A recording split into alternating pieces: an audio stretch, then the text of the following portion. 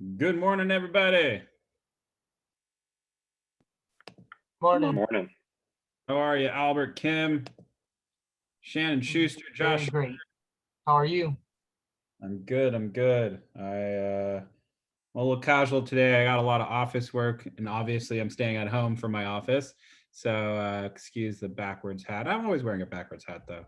And just got a new listing, so I'm excited about that. Did anybody make their calls? I did. Attaboy. Who is that? I'm not looking at it right now. I'm It's clicking. Albert. Albert, attaboy. Nice. Get any? Not as much though, but that was because I was recovering from the second shot, and it was a different feel. Oh, dude, tell me about that. How was the shot? So for my second shot, I didn't get like crazy symptoms, but I did get headache. I did get a headache, and my body was just heavy, and I felt drowsy the whole day. I just wanted to sleep, so I just rested all day long. Yep. Yep. I hear that. Yeah. It's interesting. A lot of the people that I know who got the shot, they're saying that like either they had like a fever and a horrible headache, or it was no big deal and maybe a little bit of a headache. So it's interesting. Did you get Pfizer or Moderna? I got the Pfizer one. Yeah, same here. Apparently Pfizer just hits a little bit better, you know? That's what I heard as well too. I heard the Moderna one. Actually, a lot of people got pretty bad symptoms from it. So I think it honestly depends on your body. Yeah, yeah. How about you, Joseph? How was the shot? And yesterday, I got my shot, I guess it was on Monday, and I was kind of sore. And then yesterday, I was just really fatigued. But then I woke up this morning, so I went to bed like super early because I was like really fatigued. I could tell it was from the shot because my body was a little bit warmer than it usually is, but it wasn't like I couldn't do anything. It actually kind of worked out kind of nice too because it made me really tired. I'm going to sleep at like 7:30. I slept through the night. I woke up this morning, I got a good workout in, and it's like, I guess it just kind of went through my body, but I did have some effects. I was sore in the arm a little bit and I was fatigued, Nice. but it wasn't anything too serious. Did you get Pfizer or Moderna? I got Moderna. Oh, cool. Okay, interesting. So that's good to know. I am a big guy, though. I am a big guy. I weigh 230 plus pounds. So, oh shit, yeah, you are a big guy. And I'm Nigerian, so I've been to Nigeria a bunch of times, and I've had what's it called, malaria shots. So maybe I'm kind of used to this type of stuff. You know what I mean? Yep, absolutely, absolutely. It's funny. I read this meme that was like, I feel like Pfizer is like iOS and Moderna is like Android. But I'm kidding. Honestly, I think they're all pretty much interchangeable. I read some stuff that Moderna has a slightly higher dosage per shot than the Pfizer one. I don't know, but they both seem to have the same efficacy. So, it makes sense to have a little bit more of a reaction to one that has a slightly higher dose, I guess, but just get it done. That's the way I look at it.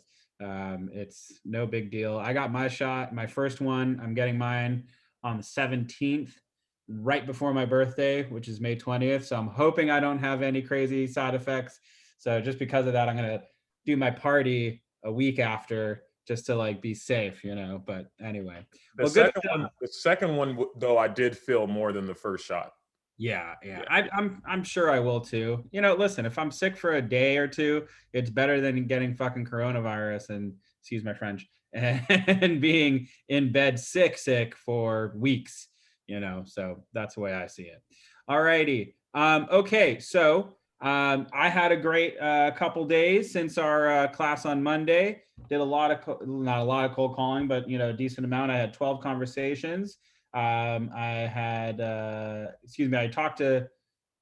contacted 12 people and I had 5 conversations. So I didn't do exactly a lot, but I did get 1 new listing. So that's why I didn't get as many personally in. So just so you know, I do practice what I preach. So I hope everybody does that. So take my example. Obviously, I've been doing this a little bit longer. So just because of I call it the buffering effect. Have you ever remember when we were younger and we were downloading like songs from the internet? It's like buffering, and then boom, That's what the beginning of real estate is like. You have to take massive action and a lot of legwork, a lot of buffering, getting a lot of no's and a lot of meh, I don't know, maybe. And then eventually it's just going to go boom, and it's just going to kick in. Let's get into it. I'm just going to go down the list from what I see on my screen on looking at the videos, everybody's FaceTime. So Albert Kim, how was your last couple days? I know you got the shot, but let's get into what were your numbers, contacts, all that fun stuff. It was just 5 and 4. 5 and 4. Any good conversations? Anything go anywhere? Yes, I think one did. Actually, two. One's actually looking to buy a house in the next 2 to 3 years. Dope. And the other one's also looking to buy a house in 3 years. I know it's kind of a long period here, but at the same time, my career is long too. So it's not much of a crazy rush, but that's one thing. And another bad news was one person's not looking to buy a property in state. They think it's a waste. They'll rather buy a place in Asia or something. So if they change their mind, then it's a good thing. But if not, they do have connections, so they'll let me know too. Perfect. Hold on one second.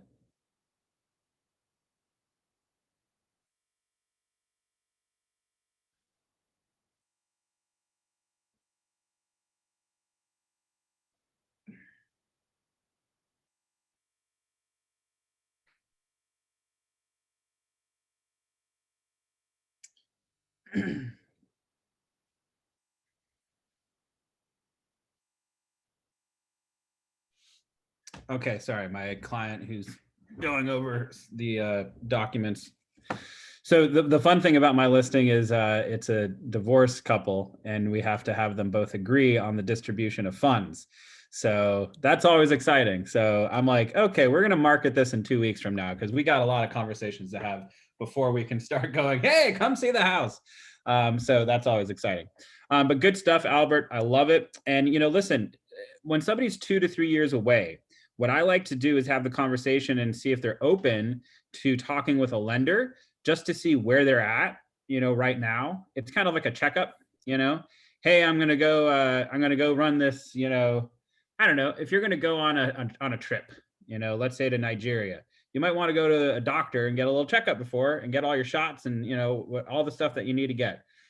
So that's basically what I would recommend. Obviously, you don't need to do it 2 years in advance, but when I'm talking to somebody about, oh, I'm thinking of buying in 2 years, the reason why I want them to talk with the lender is if there's something, for example, I've had this happen. I had, like a C-list actress who, on paper, she had close to $1 million saved up in the bank. She was living very frugally, renting like, super cheap, like studio, very like hippie, kind of bohemian lifestyle, but kept all of her expenses really low. So she was just stacking. But because she was stacking, she stopped working for like a year and a half. And when you're a actress, you're on a contract per job basis. So all of a sudden it shows employment history, no work for the last year and a half. Yes, you have $1 million in your bank account. So the lender wouldn't approve that, the loan amount that she was looking for. So we looked at that a year in advance, and she realized, oh shit, excuse my French, I need to go take like a commercial job or something like that just to show that I'm working, and or pay off the remaining debts that she has. She had a couple student loans or something, and just to, eliminate that. So all of a sudden she was able to fix her financial picture, and then she approved for a lot more, and we were able to get her the exact place that she wanted. So what I always recommend is, even if you're a year or two away, meet with a lender, maybe don't run a full credit check, but just go, hey, based on my numbers right now, what am I looking at? What do I need to do? Is there anything I should be doing to make my financial picture look a little bit better? Make sense? Dope. And then also, yeah, and then also keep following up with them, because if they're thinking of buying, it's because somebody that they know, like, and trust probably just bought. So, keep talking with them. They might know people who are even more readily available to purchase. Good stuff. I also have a question for you too. Yeah. As for your listing that you recently achieved, congratulations. And Did you get it through your Mojo dialer by cold calling? No, this one I got door knocking. Yep. So she was well, semi door knocking. A friend of mine met her at a party, and he was an agent too. We were both going to take this Malibu listing together. She has another property in Malibu, and when we went over there, he totally fucked up the. Excuse my friend. I just so you guys know, I cuss a lot. That doesn't mean you should. Just so you know, don't cuss when you're talking with clients. Cussing is a form of it does not show intellect by any means. So I'm stupid, just so you know. That's why I cuss a lot. So don't be like me. But anyway, he totally screwed up the listing appointment, and so that's going to be my last apology for cussing. So we're all adults here. Anyway, so he's totally screwed up the listing appointment, and when he went in there, he started talking about totally inappropriate things. She was pouring glasses of wine. He was like, "Yeah, I'll take a glass of wine." And like, it was just like, oh my God, dude, you're hitting on her. Like, he was literally hitting on her. And it's like, dude, we're here to sell our house. Like, what? Come on. And eventually, like, I had to change the subject. Anyway, long story short, he dropped off. He kind of abandoned, like, following up with her. There was a reason why we couldn't sell the Malibu property, and that was because of the ex-husband at the time. And so I was like, well, listen, I'm going to still follow up with this person. And this was like 2 years ago. Meanwhile, he's down in like Orange County now because he left Beverly Hills and left the West Side. And, anyway, I've already told him, I'm like, hey man, I'm following up with this lady. You haven't. Like, I'm taking the client. Like, if anything happens. That was a year ago we had this convo. And he was like, yeah, man, she's never going to sell. Well, guess what? She is selling. So I always say real estate in Albert, this is a perfect example of why you need to keep following up with these people, which I'm sure you will. Real estate's a long game, and that's why it's like a buffering. Sometimes these buyers or sellers, they may say, oh yeah, I'm willing to sell right now, but some life changes, something happens, there's something preventing them from doing that. And it might take time for them to reach that point where they're able to sell. So how did I get it? He met her at a party. He was like, hey, she's interested in selling her Malibu house. Do you think we should try to set up an appointment? I'm like, yeah, hello. And we were all the way in Chatsworth, and he sent her a text message. Hey, Ellie, like, are you interested in selling? Sorry, let me let my dog out. Are you interested in selling? And she was like, yeah, why don't you come by and take a look at the property? We drove all the way from Chatsworth down to Malibu. We met with her. Didn't work out then. We kept talking. She mentioned to me that she has a property in Beverly Hills. I've leased that out for her. And then now eventually she's realized the market's so high. Why am I not taking advantage of the seller's market? And she's going to sell. So that's how I got her. 1 second. Okay, Arch, you can't come back in the room though if I let you out. You can't. I'm daddy's busy. Yeah. All righty. Sorry about that. I have a son who has 4 legs and a tail, and he's very annoying. Okay, so that's how I got that listing. So long game is very important in this business. But of course, what do we do when we're prospecting? We're looking for business now, and keep in mind, like, that's like a B or C client for you right now. You don't need to call them once a week, but once a month, send them a text message. If it's a family friend or a friend or whatever, just carry on as usual. Hey, you want to grab some coffee? You want to grab a drink? No, cool. If it's somebody who's a little bit more distant, if it's cold calling, just like shoot them a text message, like, once a month, or, ask them out to coffee. Like, hey, we should meet sometime. I know you're like 2 years away, but, let's go grab a drink. Let's go get a cup of Joe, like whatever. All right. Very cool. Okay. Going down the list, Joseph. The other COVID shot recipient. Yeah. All right. So I just made 30 calls and I spoke with 6 people, and I didn't get any appointments, but I got like 4 emails, which I think is pretty cool, I guess, when I finally start with the drip campaigns and stuff, Damn, that is good. Yeah. The gold is in the follow-up. So getting an email is clutch. So good job, Joseph. That's awesome. And how did that conversation go with those emails? How did you get it? Well, I have this one script that I've been using for a while, and it's you just kind of tell them, hey, I'm calling, trying to let you know what's going on in the market. And then, eventually it gets to, do you know anyone who's looking to buy or sell right now? And a couple of them were like, no. And then one guy actually is like a basketball coach. And I told him I used to play basketball. So he was like, yeah, I'm not looking to do anything right now, but maybe in the future. And I was like, well, can I send you something so that you could put a face with the name? And he was like, yeah, cool. And we talked a lot about basketball, and so hopefully it's not just some guy that likes basketball and is going to want to be my friend. You know what I mean? But and Absolutely. then there was another lady who said she wanted to do something in a year or so, and she had kind of had a long story, and she was like, yeah, please, send me an email, send me some emails. And then the other two people, they just kind of wanted to get off the phone really quickly, but they said send me an email. So every Good. time they wanted to get off the phone, I would always say, well, do you think that I could send you an email so that you could put a face with the name, and then we can, keep a relationship going? And they were all right with that. I think a lot of times they just want to brush you off the phone, but I feel like, maybe if they see my email and they see me and they think I look like a cool guy, maybe next time I call them, they'll be more, How tall are you? 6'4". 6'4", good looking guy. Of course they want to keep talking to you. I hope so. So good. But for example, I hope I can become friends with all of you, and I hope I'm genuine when I talk about this stuff. But for example, when I start these classes, Albert, how was your vaccine? Like, I'm not talking about real estate, and it's building rapport, it's building trust, it's building. And again, I'm not doing this intentionally. I genuinely am curious about like everybody's lives on this. But it's important.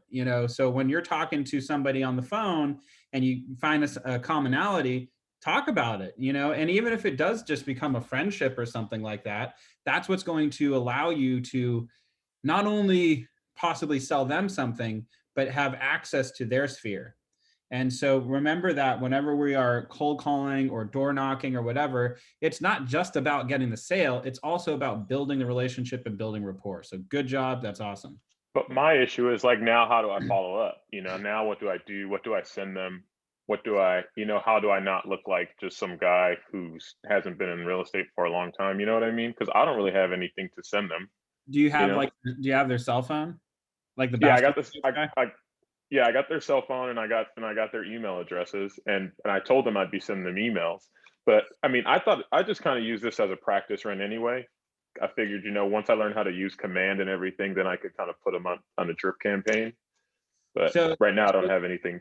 So for example, not just to use your coach for an example, but Ellie, she's super hippy dippy and like does like Reiki and like smokes a lot of pot and does hallucinogens and all this fun stuff. Whenever I see like a funny like Reiki meme or like hallucinogen healing meme, I'll send it to her in a text message like, saw this and thought of you, and like laughing emoji face. And she'll be like, oh my god, that's so funny, wow, that's amazing, and like she'll post it on her Instagram or something. And so like I'm maintaining the friendship that way, in addition to like trying to work with her and sell her house. But and I usually let her bring up real estate. Like I'll ask occasionally. I'll be like, Ellie, if you let me sell one of your houses, I'll get you top dollar right now. I know you're not there yet, but taking my like realtor hat off and like a friend hat, like, hello, like the time's now, and Yeah. and just keep it light and fun. So for example, with the basketball coach, the Lakers, kick some ass, now that Anthony Davis is back, send him, like a I'm a Clippers fan, so that might not go so well. Michigas. I used to have season tickets to the Lakers when they were at the Great Western Forum, Yeah. and the first couple seasons when they were at Staples Center. But we let them go. I hate that we let them go because now you can't get them. But yeah, I'm a Lakers guy all the way. So shame on you. Oh, and then I do have 2 listings that are coming up, but they're not like super great listings. They're actually my mom's listings. They're one's a triplex. It's not so What are you not so talking about? big. That's awesome. Get out Yeah, of but here. it's not so big. It's over there. It's actually by the Great Western Forum. It's in LA. And but think about the only issue I have with these 2 listings. One's a duplex, one's a triplex, and both are all like fully occupied with people paying rent. So it's whoever wants to purchase them would probably most likely have to be an investor or be, willing to try to figure out a way to get all the renters out. So I was just thinking because they're on Sounds the like a cheaper good side of things. opportunity. Yeah, So but they're there's a renovate, like, what is it? Buy, renovate. I don't know, something like that. I forgot the acronym, but that sounds like a great property personally. You could probably purchase that, get the renters out, do little upgrades, add some equity into the property. That's dude, those are the things that I want to get into. What do you think the price point's going to be? Yeah, that's why I've been not saying much, because they're not going to be so expensive. Like the duplex is only going to be like 500 grand, and then the triplex is only going to be like 599 grand. So they're not like super great properties. They're actually pretty cheap. That's why I wanted to tell all you that guys. sounds like a really great property. I don't know what you're Yeah. talking about.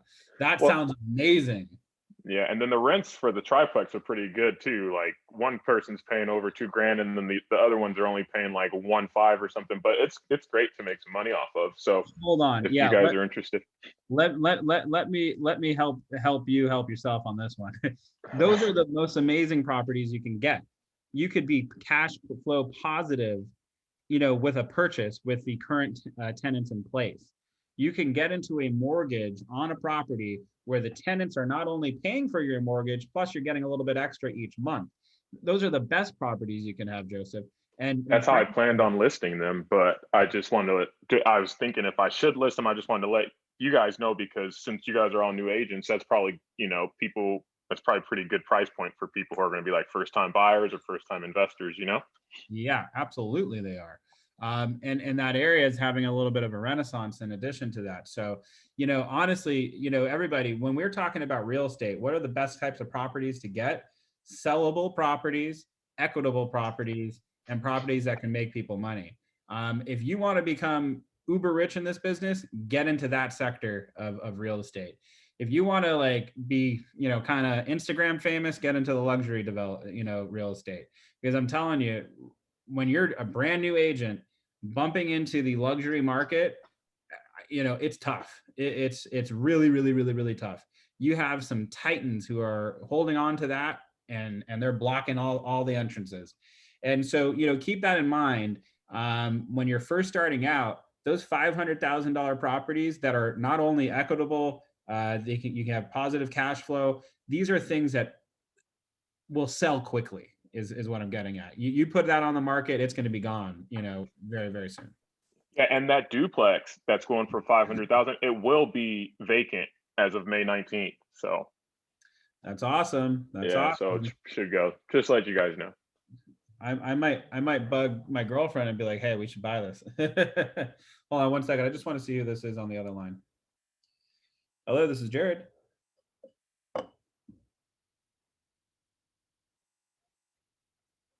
Yes, who's calling?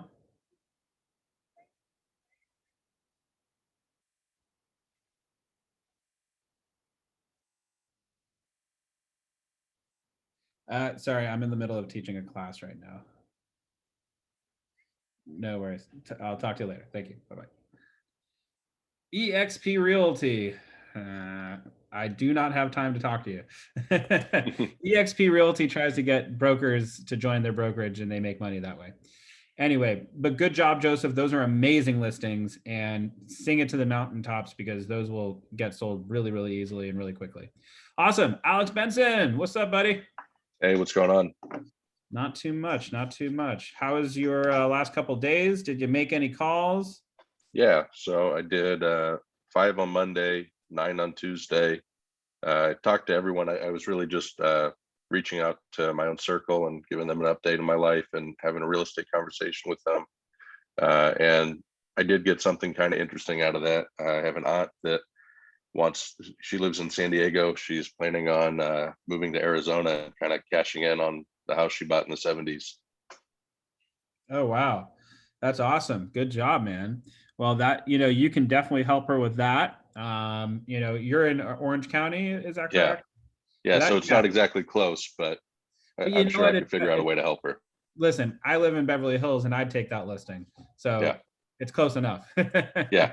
A couple hours of driving back and forth for, a week or two, and getting, a nice, And she was adamant about it. She said, your family, of course I want you to have the listing. I want to help you.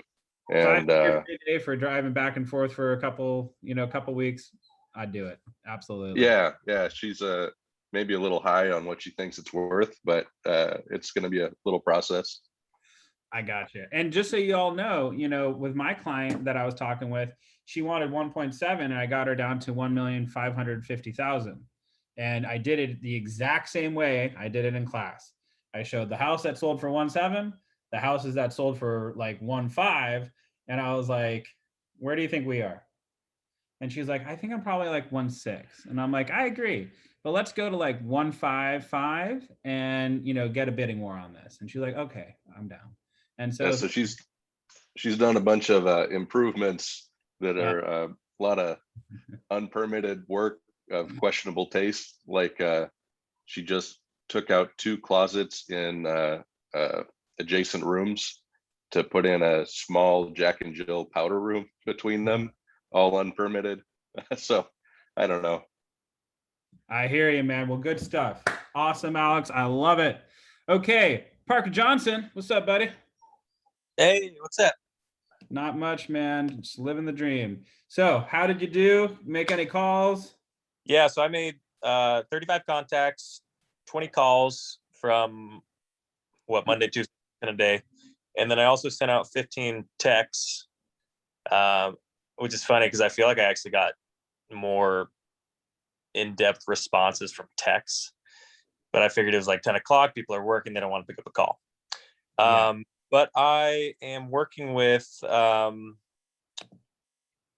my girlfriend's side of the family that's living in Arizona. They want to buy in Laguna between like 1.2 and 1.8. So I'm imagining I would just be doing a walkthrough with the agent and via FaceTime if they're not here. Like, how does that go? How have you had that? So, yeah, one more time. They're buying or they're selling in Laguna? Sorry, one more time. Want to buy in Laguna Okay. between 1.8.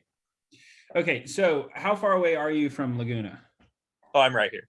I'm in Dana Point. Oh, you can go with them. Yeah, but they're not going to be here physically. Oh, okay. I'm sorry. Yeah. So what you would do, and I've done this before, is you set up the appointment and you literally go in there with your phone, FaceTime, and kind of walk around with them and be like, hey, agent, this is Parker Johnson.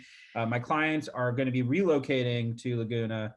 They want me to go in and do them a showing. They're happy with writing an offer via FaceTime. Just due to the pandemic, they're used to it. Blah blah blah blah.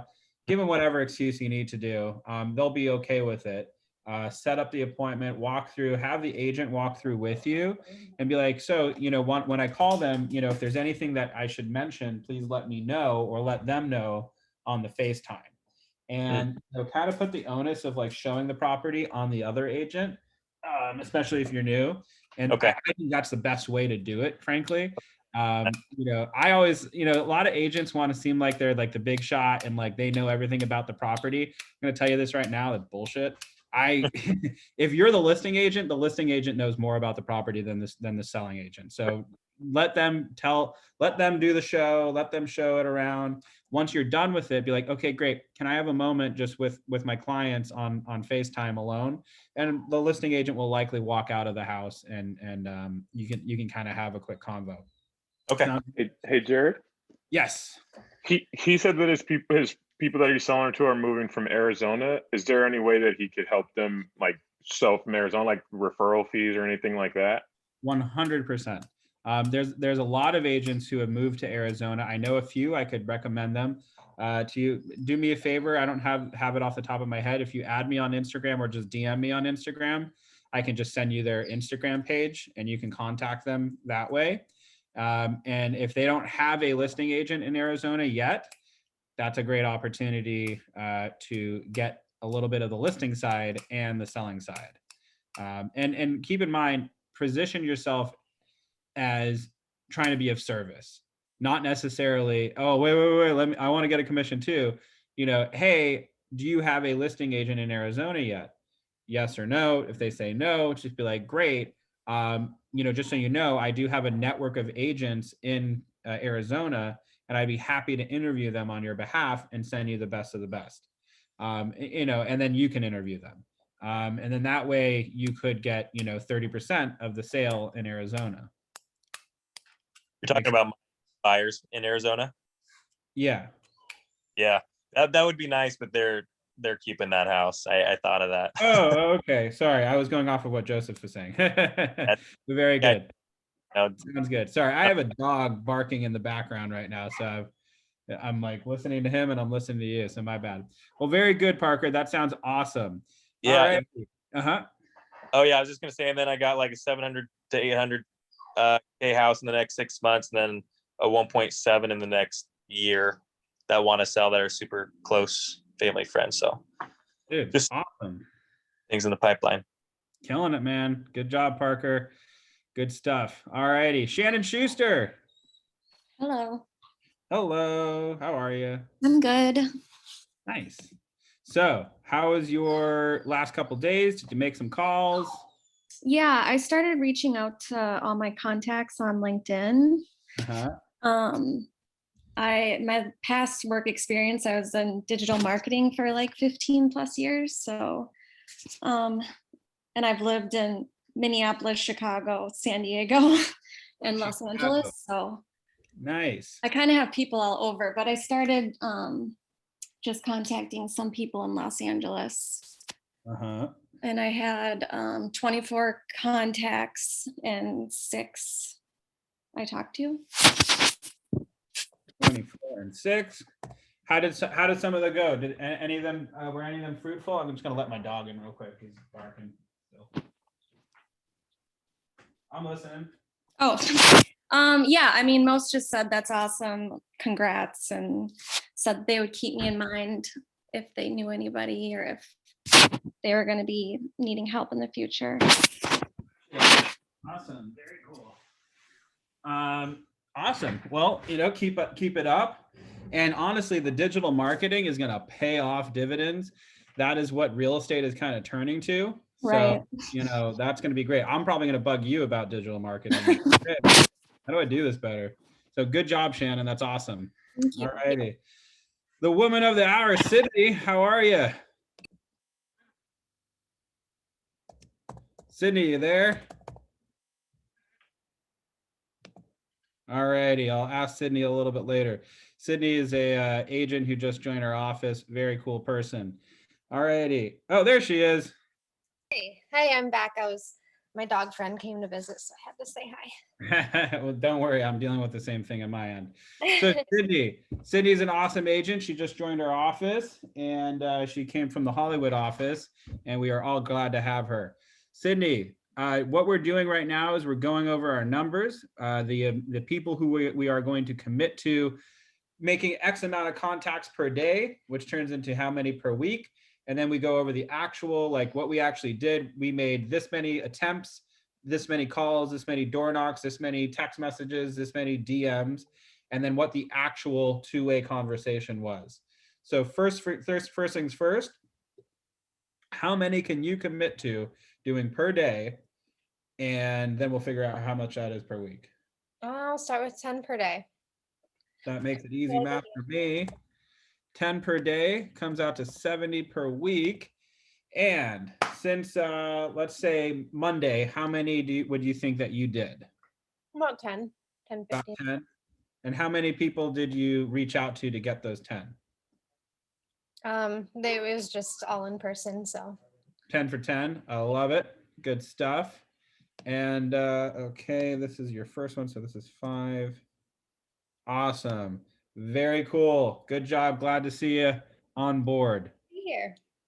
Who's a mentor that they got you working with? Oshab Hashi Maxwell. I reached out to her. Maxwell. Oh, she's great. She's awesome. I think I actually met her briefly when I came into the office to meet with Josh. So I'm looking forward to talking with her again. She's really cool and she's funny. Tell her Jared says hi. Okay. I once honked at her on accident when we were driving around and we had a big laugh about it. I don't know if she'll remember that, but when I first got to the office, she was like, holding, I was like, meh, and she was like, what's up, bro? And I was like, oh shit, my bad. But anyway, she's great. She's awesome. Maxwell? Huh? She goes by Maxwell? Yeah, I think it's Osab or Maxwell, but I think she responds to both. So just ask her. She'll let you know. Okay. Very, very cool lady. I love her to death. Okay, awesome, Sydney. Good stuff. Who else is on the list? Alex. Are you new, Alex? Itkiss? Alex Itkiss? Going once. Going twice. All righty. Gabby H. Hacker. I don't think I kept count. It's probably around 20. Dope. Yeah. Awesome. I love it. Very cool. Awesome. Thank you so much, Gabby. How did they go? Anything fruitful? Not really, but I did meet with my friend. Nothing anytime soon, but she wants to start doing like buying rental properties. So that's like a long-term thing. Nice. That's awesome. Rental properties make money.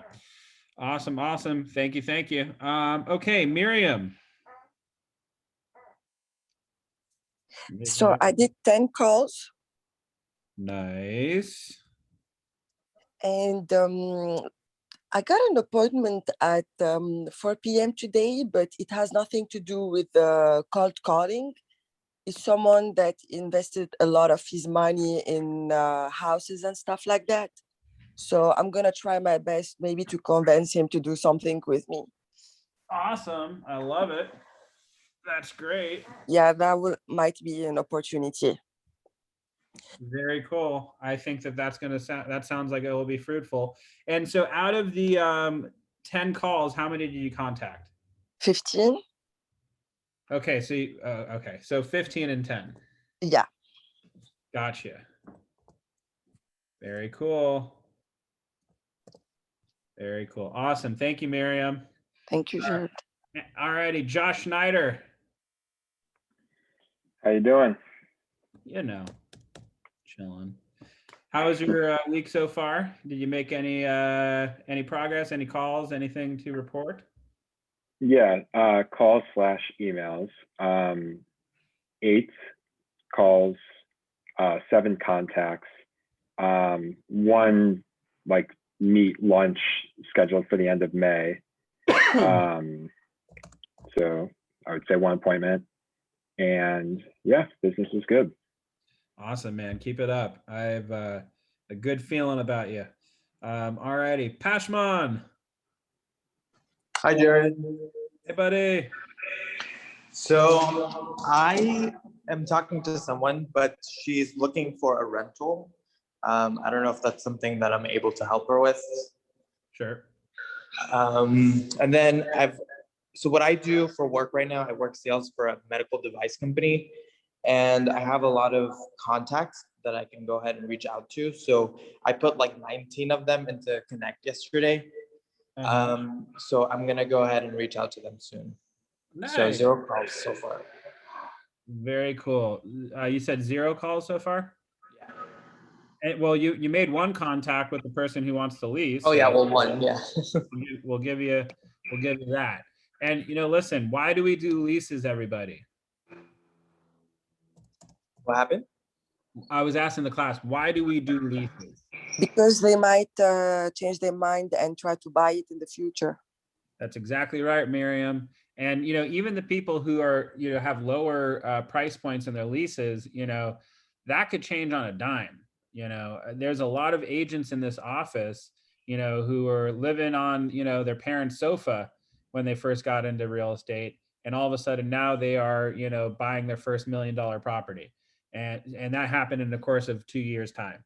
So keep in mind, money can come and money can go just as quickly. So, just keep that in mind. Just because somebody's, doing something a little bit smaller doesn't mean that can't turn into something bigger. One of the examples that I like to give in my personal career is there was a gas station attendant that worked close to my house that I was living in Tarzana before I moved back to Beverly Hills. He wasn't going to buy or anything like that, but we had a nice conversation. I gave him my cards. I was like, hey, listen, if you come across somebody who's looking to buy, I'm happy to give you like $1,000, referral fee or something like that. He's a nice guy, just wanted to help him out. Sure enough, he gave me 2 clients. So go figure. You never know where business is going to come from. We want to be nice and helpful to even to the little people, because it can turn into one, because we're good people, and two, because it could turn into business. Awesome. Thank you very much, Pashman. That sounds great. And also, to his point, sometimes we cannot help people who are looking for rental properties.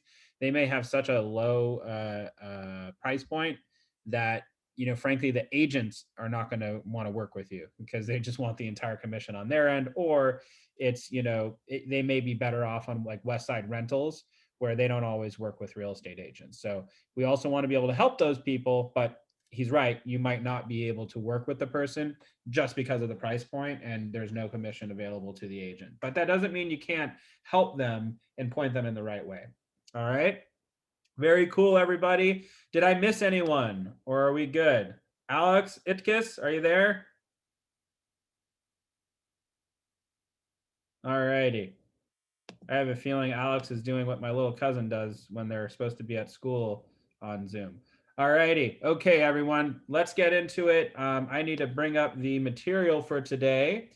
And let's see, student resources. We're on the 5th one, right? Yeah. Yep. Okay, let me share my screen real quick. Okay, price to sell with your CMA. Remember, we were talking about this the other day in class, and it was in regards to how do we get our sellers? Sometimes they're going to want to sell it for like $2 million, but all the comps say it's worth 1.5. How are we going to get them there? What are we going to do? We have to show them comps. We have to be able to show them why their high in the sky sales price is just not realistic.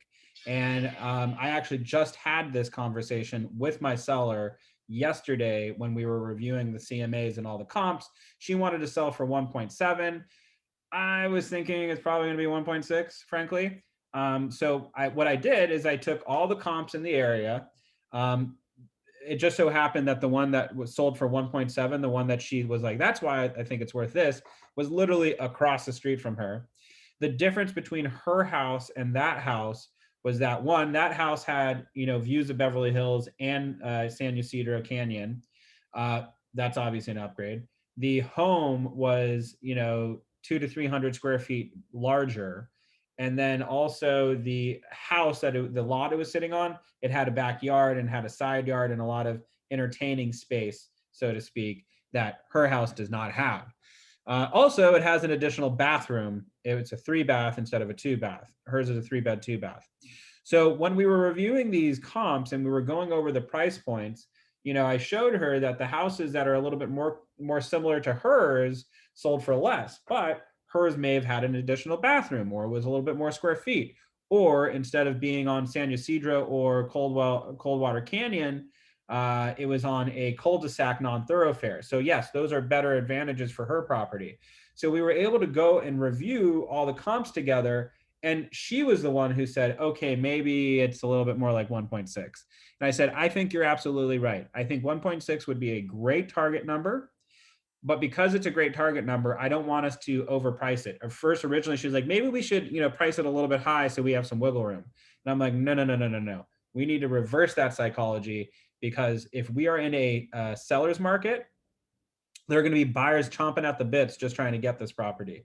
So let's underprice it by, you know, a small percentage, so that way we get more people showing. And she agreed with me, and so now we came up to a price, a list price of $1,550,000, 1.550. So I was able to get her down $150,000 from her original what she wanted. So now here's the thing, we might even get 1.7.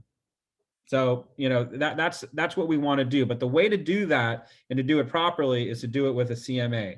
Don't be the person who's giving the bad news. Let the data tell them the bad news, not you. So let's get into it. Price to sell with the CMA. I'm going to put this material in the chat box so you can follow along, print out whatever pages you want to print out, all that fun stuff. Some of you are on cell phones right now, so it might be easier for you to download it yourself. So in the chat, I just put in the material for the class. Okay. So every single day, what we do in this class is we start off with our daily 10-4, and more importantly, our lead generation activities. And can somebody help remind me, what is our daily 10-4? I know we've only gone over it a couple times, but you're gonna get used to it by the end of this class. What is our daily 10-4? Can anybody help me? No? So it's 10 contacts per day, 10 handwritten notes to follow up per day, or some other kind of message, 10 contacts added into the CRM, and 10 previews per week. Alex Benson, the man, he's got notes, y'all. He's writing this shit down. Alex, that's exactly right. So if we do anything in this business, if we want to oversimplify what we do as realtors, we focus on our daily 10-4. And if we just don't do anything all day, we want to spend the day at the beach. You know, once it turns 12 o'clock, the sun's out. We want to be at the beach all day, drinking margaritas, smoking a joint, whatever you want to do, go ahead and do it as long as you did your daily 10-4. Make sure you do that on a daily basis. And basically what we really want to do is make sure we're staying on top of our lead generation, which is our 10 contacts per day. We want to make sure we're following up with the people that we've talked with, whether it be a handwritten note or a text message, a direct message on Instagram, an email, whatever it might be, but it should be personalized. Something such as, hey, it was really great talking with you the other day. I'm so happy to find out that your kids are back playing soccer. You know, this has been so much, this pandemic has been harder on the kids than I think it has been for us. Anyway, love talking with you. Hope I can be of assistance to you in the future. Take care, Jared. And boom, put it in the mail, put it in a text, whatever. And then in addition to that, we want to make sure we're adding people into our CRM. This way we can set up automated drip campaigns. So instead of having to go, oh shoot, I need to contact that person, it's on autopilot. It's already scheduled. You can go to sleep and don't worry about it. They're going to get a text message. They're going to get an email. They're going to get, you know, whatever. Or maybe if it is something that you have to actively outreach to them, you'll get a notification saying, hey, remember to do your follow-up calls and contact this person. That's why a CRM is so powerful. It's like an assistant, frankly. So make sure you're adding contacts into your CRM. If you don't have anybody to follow up with, look at your contacts in your CRM and see if you can add any more info into it. For example, I have a phone number, but I don't have an email. That's a good time to follow up with that person. Hey, I was just thinking about you, blah, blah, blah, blah. I was calling my friend, but your name was right next to it in the text messages before. I just wanted to reach out and say hi. Hey, by the by, what's your email address? I wanted to send you something kind of interesting. Boom, you got their email, you put it in your CRM, put them on a drip campaign, and you don't have to think about it. Then the last and final thing is previewing 10 homes per week. That's the only one that is per week instead of daily. When the pandemic is quasi over or eventually over, or I don't know, people are very hesitant to get vaccines, so we may never reach herd immunity, but eventually we will all open up. When that happens, we'll be able to preview homes weekly on what's called Broker's Caravan. That's my favorite time of the week. It's Tuesdays. You get to go see all the cool fancy homes that are on the market. Sometimes they have food and snacks for realtors. Sometimes they have an In-N-Out lunch truck, which is my favorite because I love In-N-Out and I'm fat. And so yeah, that's when you can preview homes. Unfortunately right now, unless you have a client, you can't really preview homes. So just go on the MLS and just see what's new on the market. You can set yourself up a search and see what's hit the market. That way you're an expert in your area. And if anybody ever has a question, hey, Jared, what's going on in Bel Air? Oh, well, there's 10 new listings in all of Bel Air. The average sales price per square foot is $1,500 per square foot, and da da da da da da da. And you just sound like you know your shit. So make sure we're doing that as well. All righty. Speaking of handwritten notes, again, I'm not going to read over all of this. Turn your handwritten notes. Your turn, handwritten notes. We want to make sure we're doing this, and the easiest way is just highlight, copy, paste this, and save it somewhere, and just have it ready to go. And so take a look at this page. It could just be as simple as this, or take a little bit of extra time and make it a little bit more personalized, and you're ready to get rock and roll. Okay. Get your head in the game. If I could have Alex read the first page on this, get your head in the game, and we'll have a quick chit chat. Helping sellers determine the correct price for their property is part of the value that you bring to them. Pricing can be easy with a properly prepared comparative market analysis, CMA. Presenting your CMA and discussing pricing with the seller are the two major components of the listing appointment. You've already learned the dominant role your mindset plays in success in real estate sales. It's the same with your seller. Mm-hmm. So the truth, pricing has a large mindset component for both you and your seller. Pricing is a process. Learning to do it well also requires knowing pricing strategies based on the principles that drive markets. It also requires knowing pricing tactics, building and presenting a comparative market analysis, and the scripts that go with it. You will use your knowledge and expertise in pricing and presentation to win the seller's agreement on the list price, a price that will get their home sold. That is the name of the game. We don't want to take listings that are overpriced. I have turned down many listings just because it's just nuts. You know, they want 3.4 million and their house is really worth 3.1.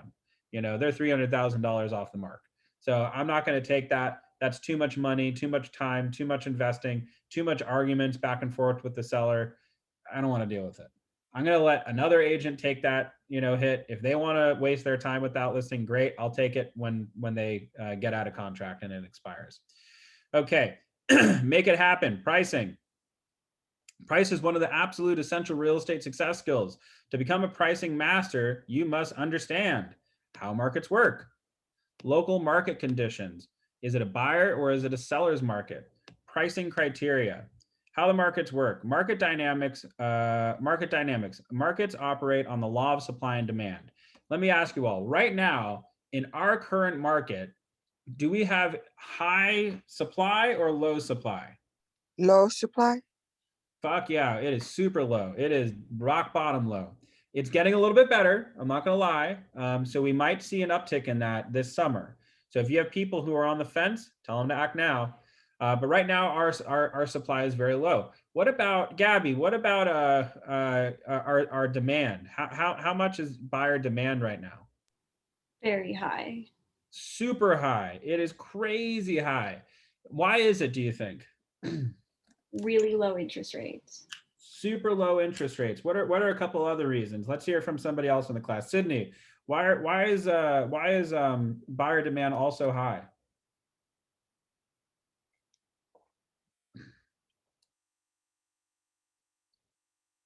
Might not be there. Okay. The other reason why buyer demand might be super high, people are bored.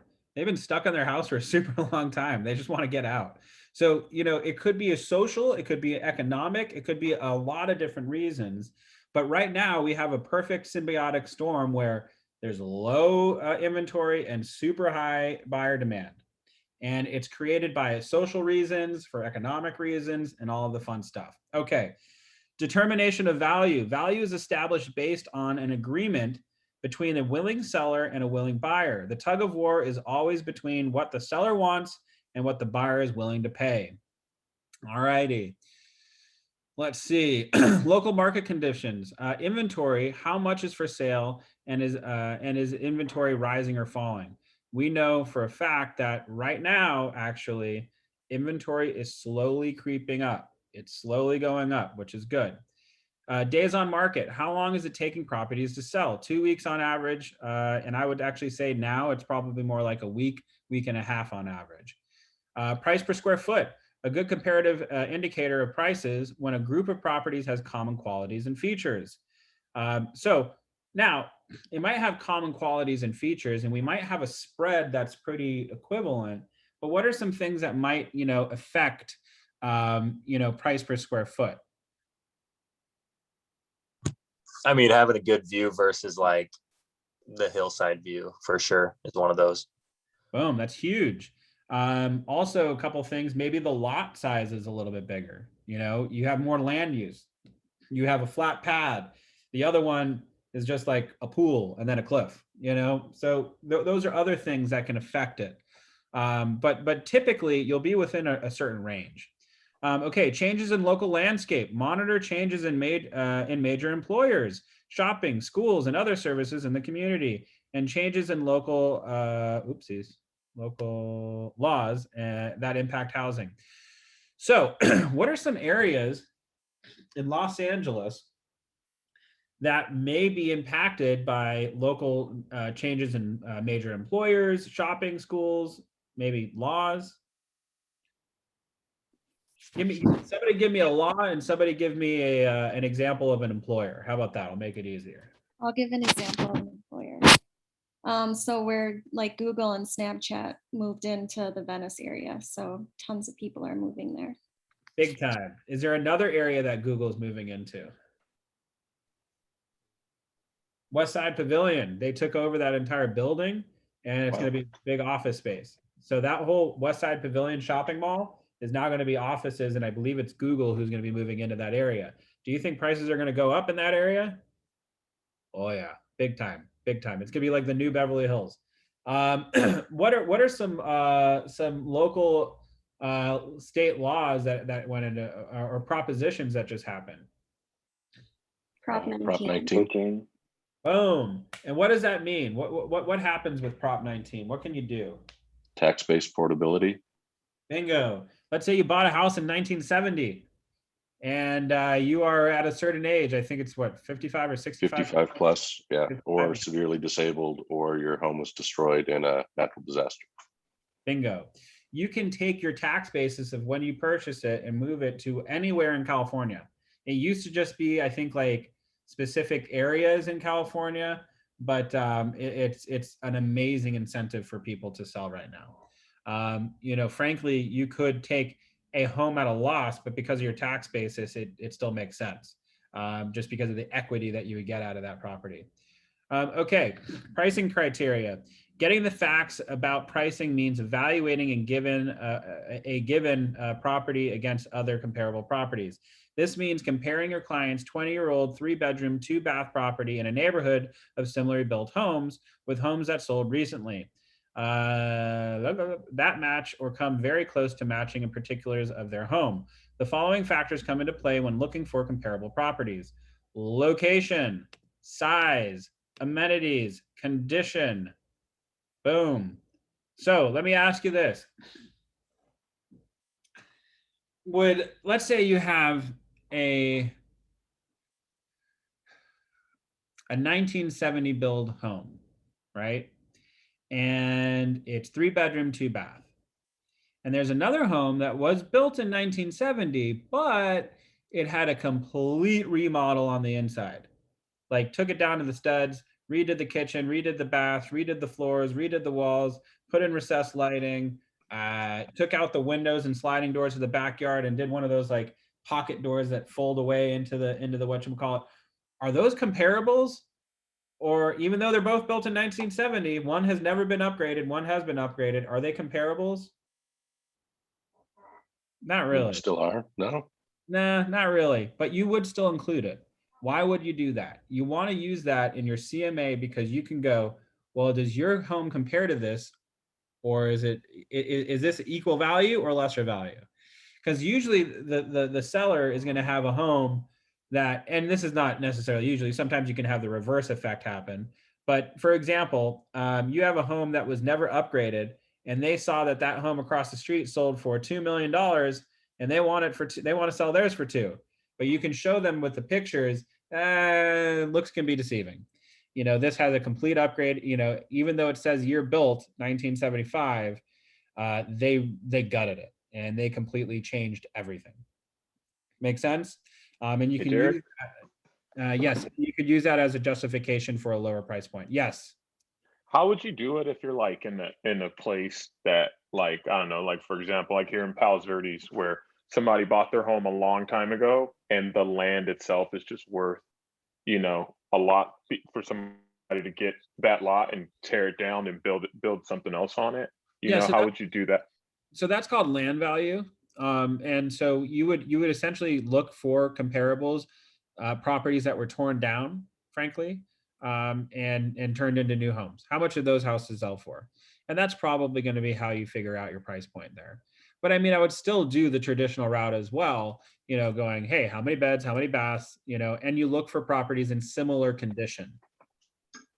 All right. And in that one, I wouldn't show, for example, you know, a house that sold for 2 million, but has the same bed bath count that was completely remodeled, because that's nowhere close to what they're going to be doing. And if they know that, hey, I know that my house is going to be torn down and built by a developer, then focus on that and just focus on, you know, similar homes that sold in the same, you know, kind of condition. Make sense? So, and then also, you know, frankly, if you're looking at that, you might even want to add a lot size into the comparables, just to see if you find something similar to that, and go from there. Okay, I'm going to move on down, and so we finish this around 1 o'clock. Jared, Yes. you're gonna hate this question, but how accurate are Zestimates? Oh fuck, they're horrible. They're really bad. Okay. Yeah. So Zillow, I saw they actually have a web page that answers that question. They talk about sales prices versus their estimate, and I think the variance is somewhere like 10 to 15% on average. Yeah, it's big. It's a huge discrepancy. And frankly, you know, for example, Zillow will take. This is a perfect example for like Linda Flora, for example. That's a street in Bel Air. One side of the street looks into other people's backyards. Best case scenario, it might look into a very shallow, very steep valley. It's looking right over to Stradella, which is very close. So it's not really expansive views. It's just like a view of like a little like valley, so to speak, but with houses. So that's one side of the street. The other side of the street has the entire Santa Monica Conservatory open space as the view, and they all have that view. And then some of them have ocean views all the way from Bel Air. So do you think that's going to be a difference in price? Yes, it is. So what Zillow does is it doesn't take into the factor that, oh, this side of the street has all the views, this one doesn't. It just takes the average of the neighborhood and just goes, blah, here's what we think the price is. Okay. And, you know, it's usually not accurate. So what you would do as a realtor is go, well, this side of the street has the views, so I'm going to take all the homes that sold on this side of the street as my comps. Make sense? Yeah, absolutely. Awesome. Very cool. Okay. So this is a little activity that I think on page 13 of 37, I think everybody should do this in the interest of time. I'm not going to do this exercise right now just because everybody's got things to do today and I don't want to keep too much of your time, but I highly suggest you do this on your own personal time. Your turn market statistics. You want to find out what are the current local market statistics in your targeted areas. For example, what are the average days on market in Palos Verdes or Newport or West Los Angeles, Beverly Hills, Bel Air? What is the average price per square foot? Make sure you know that. How many homes are on the market right now? That's very important. What are your sources for the local market statistics? Let me ask you that. What are some of our sources that we could use for local market statistics? I really think there should only be 2 answers for this, but I'll accept a few more. I use InfoSparks. Boom. Have you heard of that? I love InfoSparks. It's through the MLS. So yes, the MLS or InfoSparks is going to be a great place for you to get market stats. What's another place that we can get market statistics? The KW command. Yeah, maybe a little bit. I wouldn't use that necessarily yet as a reliable source, but close. What's another thing that we could use? It's somebody that we use in escrow. Title. Title, yeah. Boom, I love it. Title reps will give you all the information. What sold and for what and for where and for how and for when. Now they will typically give you like a big data sheet, you know, unless you're very specific about, you know, hey, I only want this side of the street. So be very specific with your parameters when you ask Title to give you some comps. But yes, Title can give you a lot of comparables and frankly, a lot of stuff that sold off market as well, because they still need Title to close. So They Is can give you a lot of off-market stuff. information relatively cheap, gas title? Oh yeah, it's free. They'll do it for you, no problem. Yeah, yeah. In fact, a smart agent might even leverage title majority of the times. Hey, I want all the houses on this street, this square footage, this size, this whatever. Go, and you go to the beach and sip a margarita and look for your email. No, don't drink during the work week.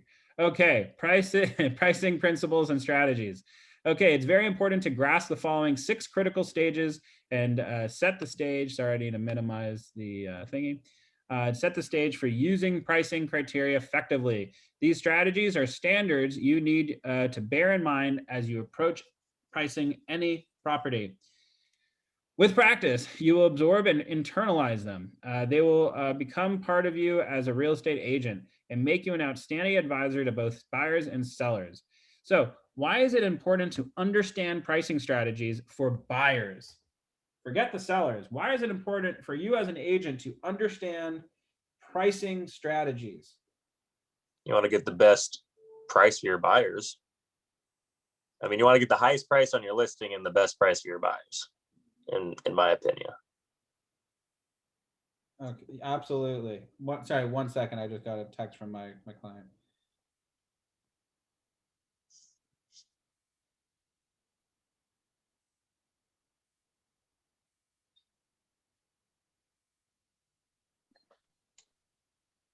You can't really sell a property without buyers.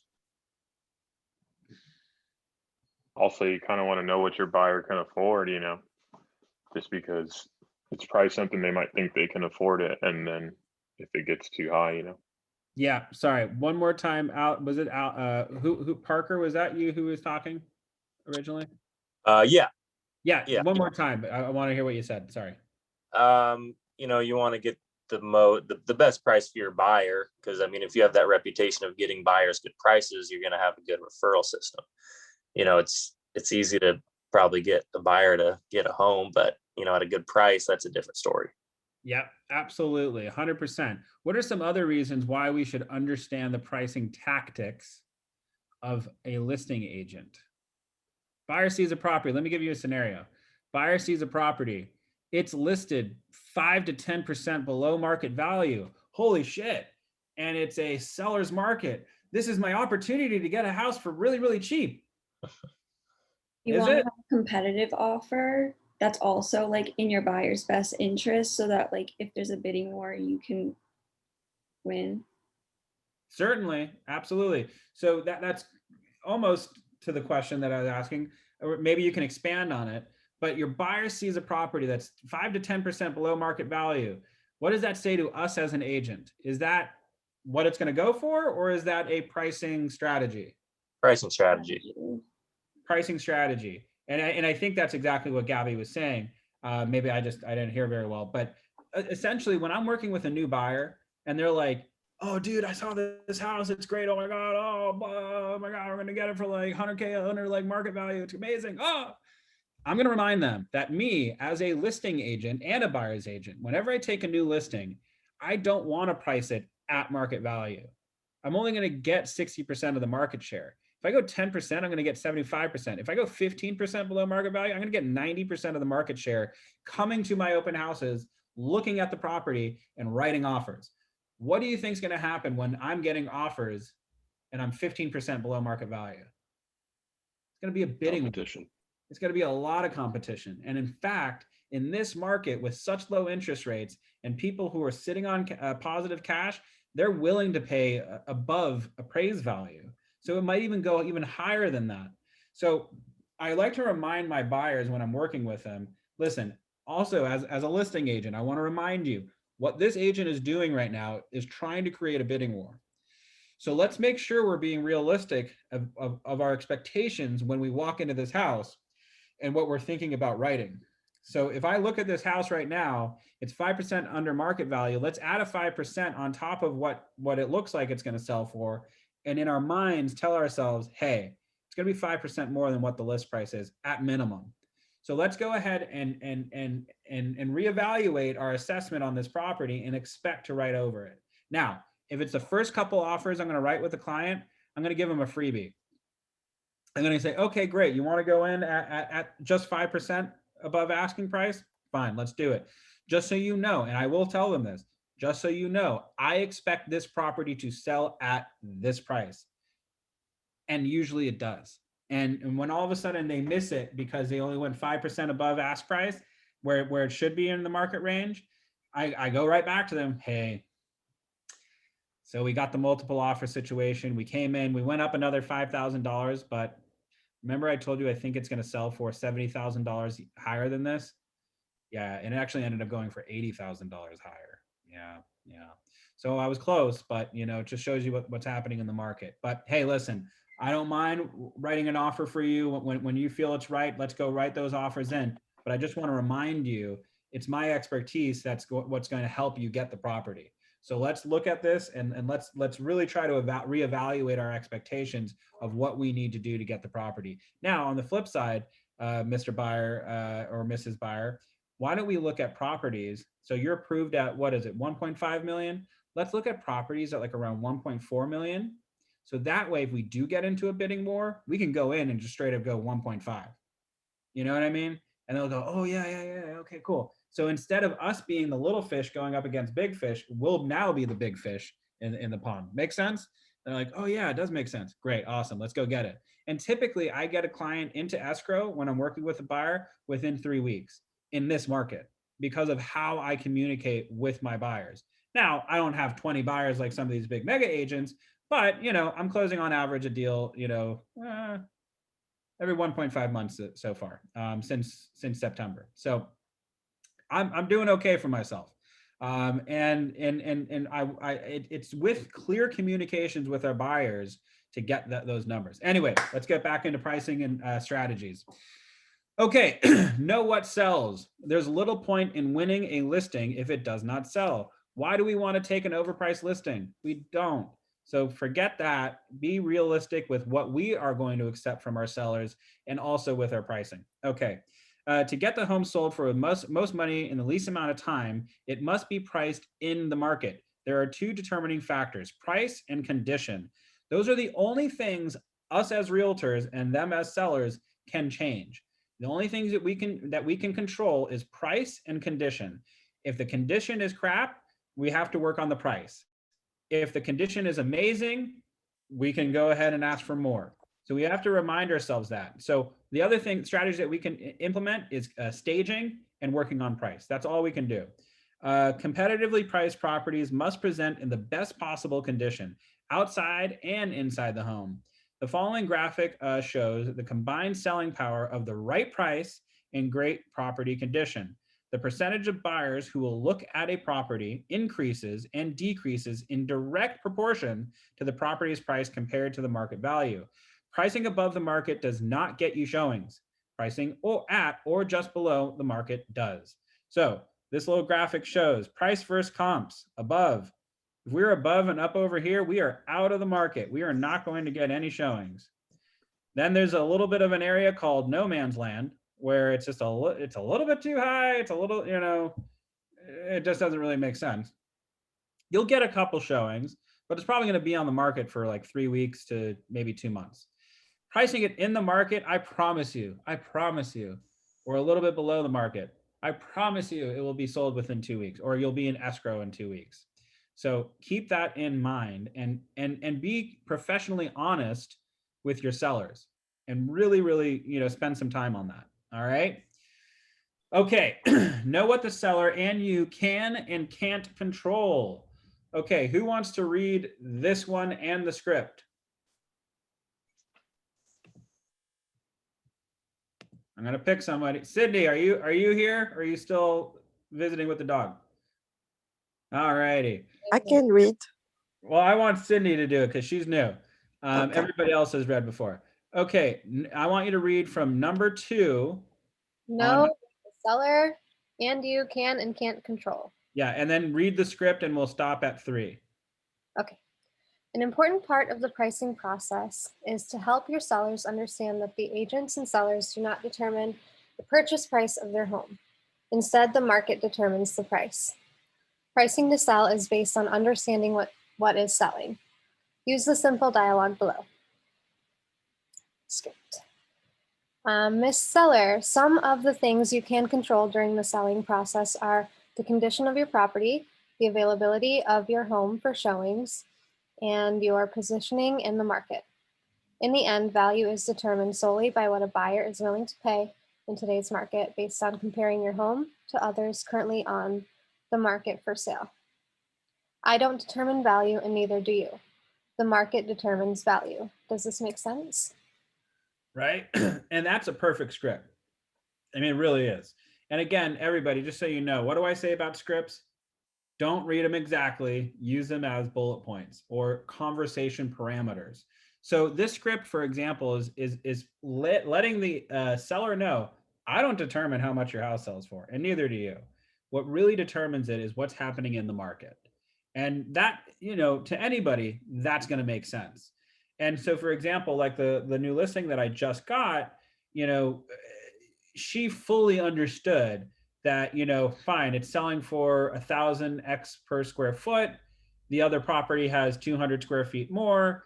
Yeah, it makes sense that it's being sold for $200,000 more. Makes sense? It does, you know, and then also, you know, the fact that it has a larger lot, it has more yard space, it's a bigger home with an additional bathroom. You know, once I, you know, put down the comps and everything in front of her, it makes sense. And she knows that I'm not jerking her around. You know, she knows that I'm not blowing smoke up her, you know, whatever. And, you know, it just makes sense for her to, you know, come to an agreement on a realistic price. And again, you know, we're coming from a position of trying to be helpful and bring value to the conversation. We're not telling them that you're wrong and you're stupid. We're telling them, okay, I hear what you're saying, and I'd love to sell it for 1.7. Let's look at the comps together and come to an agreement ourselves. Make sense? Absolutely. And then go after it. Okay. Excuse me. Understand the window of opportunity. The best chance to sell a home is when it first comes on the market. This is an integral moment in your listing's life. When it first hits the market, it's brand new. When you were in high school, when that new guy or girl came into the school in the middle of the school year and they're super cute, you're like, oh, wow, I want to talk to her, or I want to talk to him, or whatever. They're interesting, they're fascinating. But then after like a month goes by, they're just another person. So that's like selling a house. You know, for example, it's the new kid on the block. Everybody wants to see it. Everybody's interested. So that's when you're going to get the most, but what's the word I'm looking for? Brain fart. The most traction on a listing. You're going to get the most views, the most calls, the most showings. After about 2 weeks, it starts to trickle down. So the best chance to sell a home is when it first hits the market. Sellers need to be clear on this, that there is a window of opportunity that opens and closes quickly. The following graphic depicts the buyer's interest climbs rapidly, and when a listing hits the market and declines after the first month. The first few weeks are make or break time for most listings. So, for example, right here, it shows 1, 2, 3, and then 3 on the third week, you should receive the majority of your offers. Now, this, by the by, is weeks on market. This is saying that 4, 5, and 6 is when you're going to receive the majority of your offers. That is in a balanced market. Right now, it is not a balanced market. We have way more buyers than we have sellers. So in reality, for us, it's going to be in the first week or two. We're going to know within the first week or two if we are priced too high or priced too low. And guess what? If we're priced too low, there's no such thing. Because if it's priced too low, you're going to get so much traction on the property that you're going to get into a bidding war. So there's no such thing as a low price listing. It will always, always, always sell where it's meant to be. So that's one thing that I always like to bring up and show to my clients whenever we're reviewing a comparative market analysis and I'm doing my listing presentation. And again, what other materials are we sending them? A pre-listing. Come on, help me out. A pre-listing packet. There we go. Thank you, Joseph. I'm very forgetful. I sometimes need a little bit of help. So yes, we're going to send them a pre-listing packet that's going to have all this information, and it's going to prime them and get them ready for the conversation we're going to have. So very good. Okay. Price it to reflect the market, market direction, whether the market is appreciating or depreciating, market speed of change, how quickly prices are changing, and what the rate of change is. We need to make sure we are in a stable market, if it's going up, if it's going down, if it's going to go level. Very important stuff. Don't chase the market, price ahead of it. So in a rising market, the average price of the home, time on market, where they get it. So we're always going to hit the mark in a rising market. In a rising market, sellers who feel time is on their side may price above the current market and hope the market will catch up to them and bring them the price that they want, provided the market continues to rise. Sellers who want to cash in on improving prices in rising markets are still well advised to price at the market to get the sell now and move on with their lives. In fact, in this type of market, I'm still going to recommend pricing at 5% below market value. It just makes sense. You want to get as many buyers into that house as possible to get that home sold. Now, if I'm selling a $3 million house versus a $400,000 condo, is the percentage of price reduction going to be the same or a little bit different based on the price point? For me, it's going to be a little bit different. You know, if it's 3 million, 5% from 3 million is going to be a lot more than 15% from 500,000. Make sense? So we want to be realistic. We don't want to completely throw it in the dirt because then people might think there's something wrong with the property. So we want to be realistic. You know, my whole thing is if it's in the millions, you know, $50,000 to $100,000 below market value is right in the sweet spot. I like that very much so. Okay, now in a declining market, whoa, this is my favorite picture in a declining market. Luckily enough, we don't see this happening so much in Los Angeles. Typically, a declining market in Los Angeles is just kind of going like this. So that's good. We're in a little bit of a microcosm of an economy over here. We got a lot of people with a lot of money that they're sitting on, which is awesome. But this still holds true. Back when we had the housing crisis in what, 2006, 2008, whatever, depending on when you were aware of it. Yeah, that definitely did happen. We had a lot of foreclosures. Places like in Santa Clarita were hit super hard. So, okay. When prices are falling, sellers make a huge mistake by pricing too high, hoping to attract the offer that they want, and thinking that they will drop the prices later if the strategy doesn't work. The reality is that most sellers who do this never correct enough to keep up with the pricing reality. Sellers who price right will get the buyers while the listing. Oopsies. Sellers who price right will get the buyers while the listing that's chasing the market down will take longer to sell. Okay, so this picture shows what the price the seller wants. They make a price correction. They stay on the market for a little bit longer. They make another price correction, but they never get it because this is what's happening in the market. It's just going down, down, down, down. So we want to avoid that. We want to have very frank conversations with those sellers and be professionally honest and just say, hey, listen, this is where the market is right now. I know you want to get this price, but for us to sell this home, we want to price it, 5 to 10%, again, below market value. I always stay with that strategy no matter what is happening in the market. And that's a great thing about pricing. Don't overcomplicate it. Stick to your guns. If they work, they work. Okay, don't be afraid to be professionally honest, like I was just saying. If I could have, let's see, who was offering to read? Oh, Miriam, if you could read page 18, number 6, and then we can get into like a little bit of a scripting. Pricing right is hard work, but it's worth it because it gets your seller to their goal and you make money for your business. Professional honesty is your best approach. It means understanding where the customer are coming from and being professional enough to stand up for them and tell them the truth about tough topics, such as market condition, property condition, features, amenity, location, buyer and buyer agent feedback, comparable property sales. Be honest. Here's a short script to address pricing honestly. Asian. Okay. So yeah, so Miriam, what we're gonna do over here is if I have an opportunity, I'm gonna talk back as if I'm the seller, but I think that this is pretty straightforward. So go ahead and read this and let's do it. Do you want me to tell you the truth, or do you want me to tell you what you want to hear? Oh gosh. The truth. So you just go down to agent. The first few weeks your home is on the market are the most critical and will attract the most serious buyers. If you don't get a bona fide offer in this time, the market is telling us the home is overpriced. If after 3 weeks this is what's happening, do you agree to reduce the price to my recommended price to meet market demands? Oh yeah, okay. I agree. I'll do that. Now let's do this in the reverse. Miriam, if you could be the seller that I'm talking with, and I'll read the script again, and I want you to say no when I get down to the second part. Okay. Okay. What about the first part?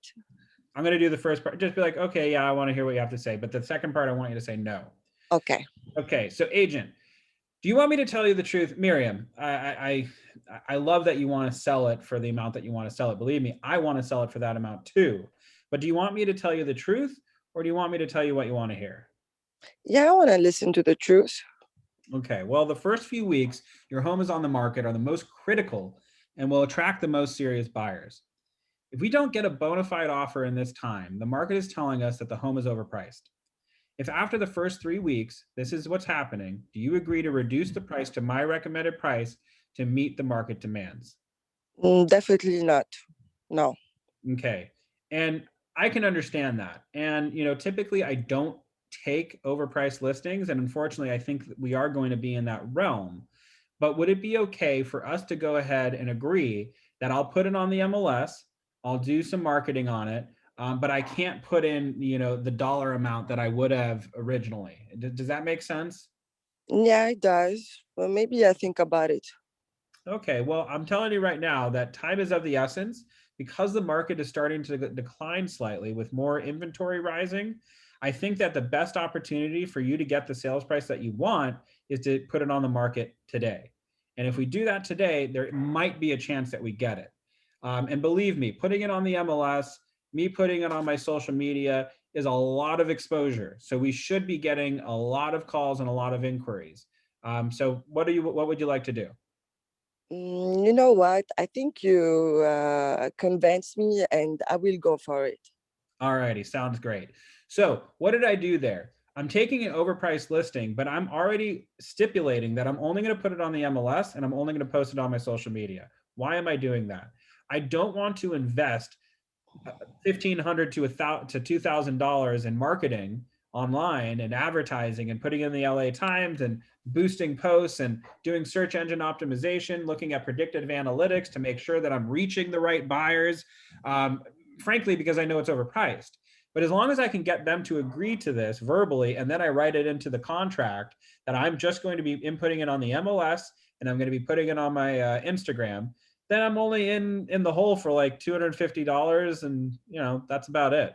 I just get some pictures done, throw it on the MLS, put it on my Instagram. I get some advertising in the local neighborhood. I go door knock the neighborhood and I talk about this great new listing that I have. I might even agree with some of the other neighbors. It's a little bit overpriced. I suggested that they list at this price, but I do think that there's a possibility that we could change, and I believe everybody deserves a fair shot. So I was happy to take the listing. Are you interested in buying or selling? So I'm able to present myself as a knowledgeable agent. I'm just trying to help out your neighbor. And two, I get to advertise in that neighborhood. So yes, I might take a slightly overpriced listing as long as they will agree that I'm not going to do like a drone video with a custom property website and, thousands of dollars of, marketing on the internet, et cetera, et cetera. So as long as I can get them to agree to that, fine, I'll take that listing. Otherwise, yeah, have a good day. And I'll still talk with them. I'll be like, listen, I'm not sure if I can help you. I don't want to waste your time and I don't want you to be angry with me. And so let's say, Miriam, you said to me when I said, well, would you agree that if I could take the property, put it on the MLS, put it on my Instagram, get exposure to, hundreds of thousands of agents and individuals who I interact with on a day-to-day basis, would you agree that would you be okay with that type of marketing? Yeah, I would. Okay, great. And let's say, no, I wouldn't. I want you to, do a drone video and whatever. So say that to me. I want you to do a drone video and all that. No, I actually want you to do drone video, like stuff like this as much as you can. Sure. I have no problem with that. Are you willing to pay for that? I don't think so. Sure. Well, unfortunately, Miriam, I don't want to be the bad guy that you're angry with. And, I'm going to be a little bit professionally honest with you right now. If I took your listing and I spent all that money into, drones and search engine optimization, predictive analytics and all that kind of stuff, I'm going to be thousands of dollars in the hole, and you're going to be asking me why we're not getting showings. Unfortunately, it doesn't matter how well you market a property when there's other, comparables that are selling for less. We're still not going to get the showings. So instead of taking a listing and making you frustrated that it's not selling, unfortunately, I'm not sure if I can help you. I'm going to have to walk away. But in the meantime, if you would like to, I can recommend a couple other real estate agents that might be willing to take on this listing and do that. And listen, if it doesn't sell, I'm happy to be a resource to you, and I'm more than happy for you to reach out to me.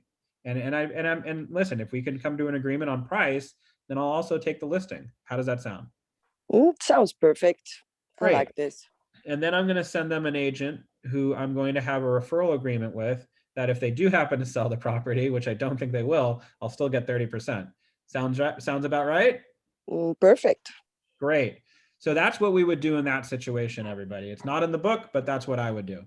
There are ways to still keep your skin in the game, so to speak, even if you're saying no to a property. Okay, your turn. Pricing strategies. Work with a partner. Unfortunately, we are on Zoom, so that's going to be a little bit difficult.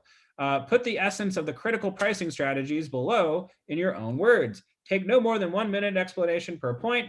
Challenge yourself to communicate only the basic idea.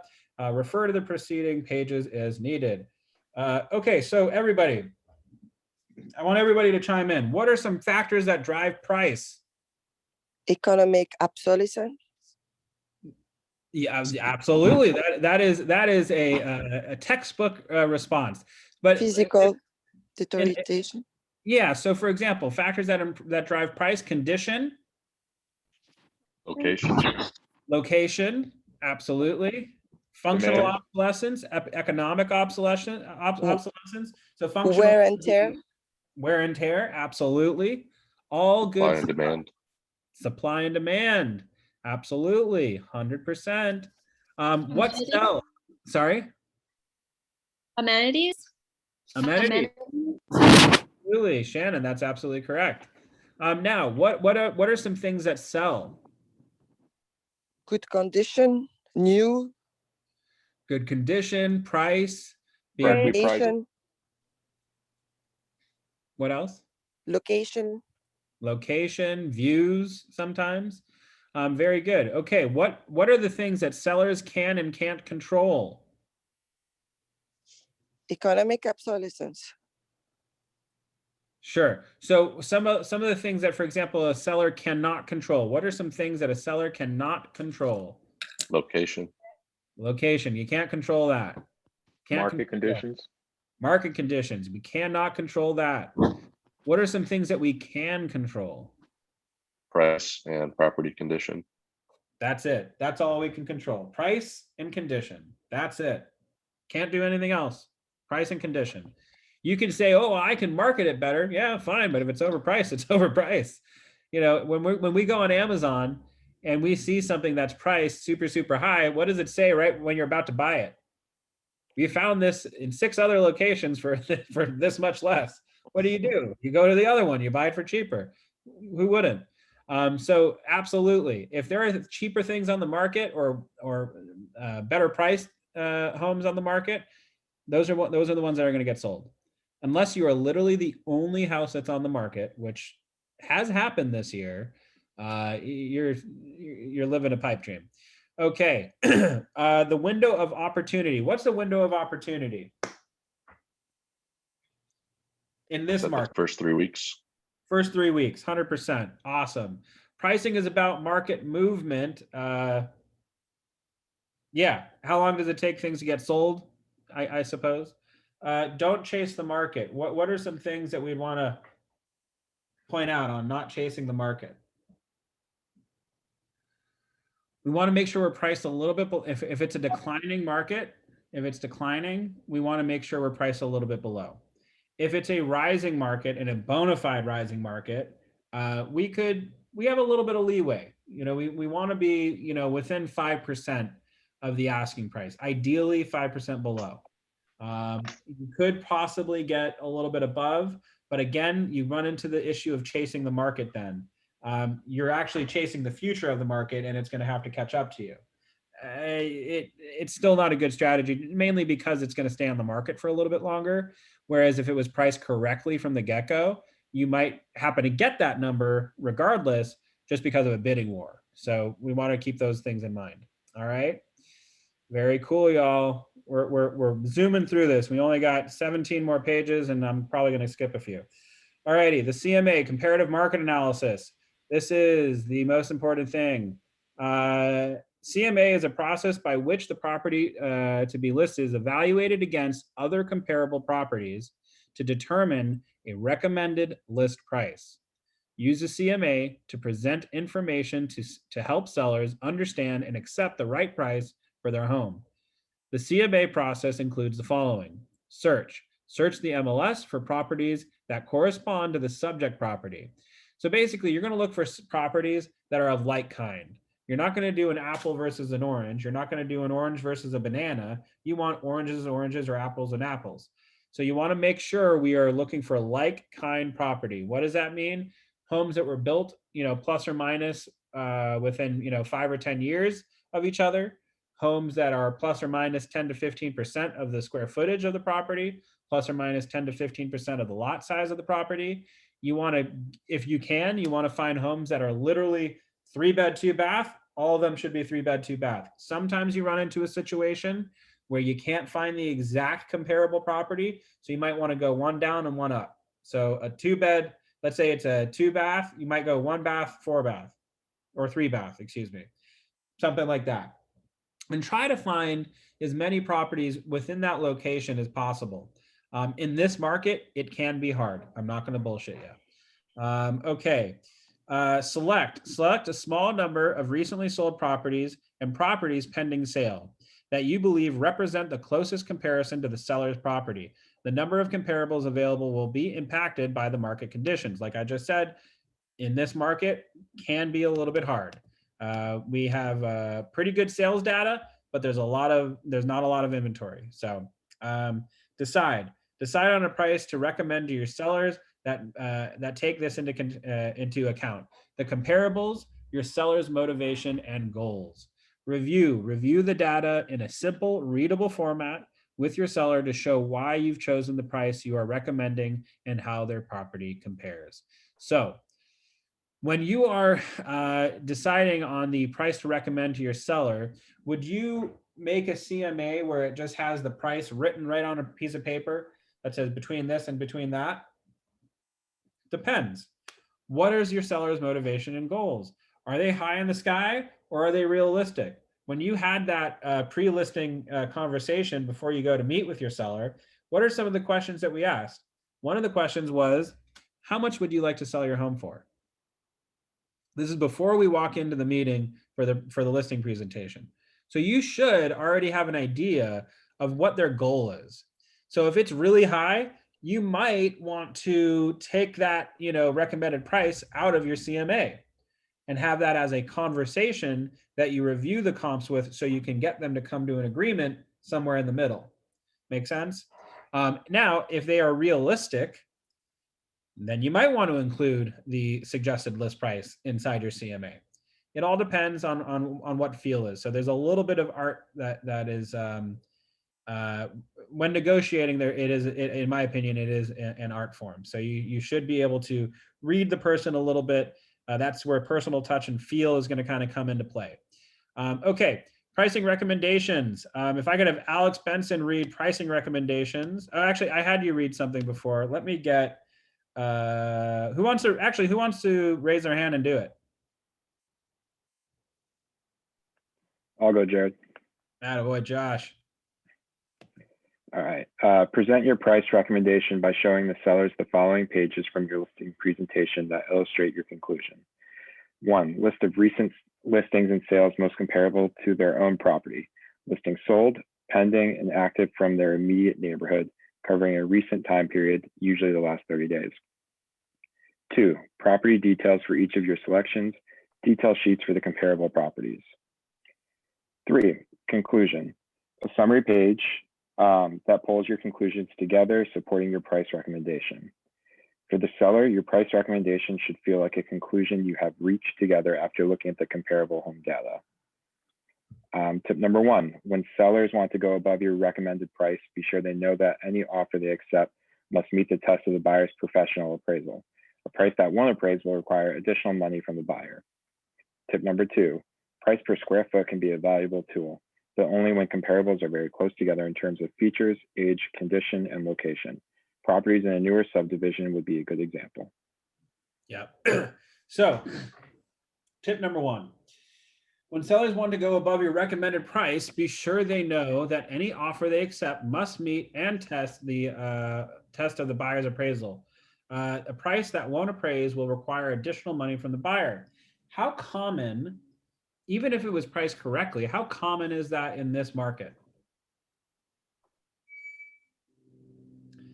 Very common.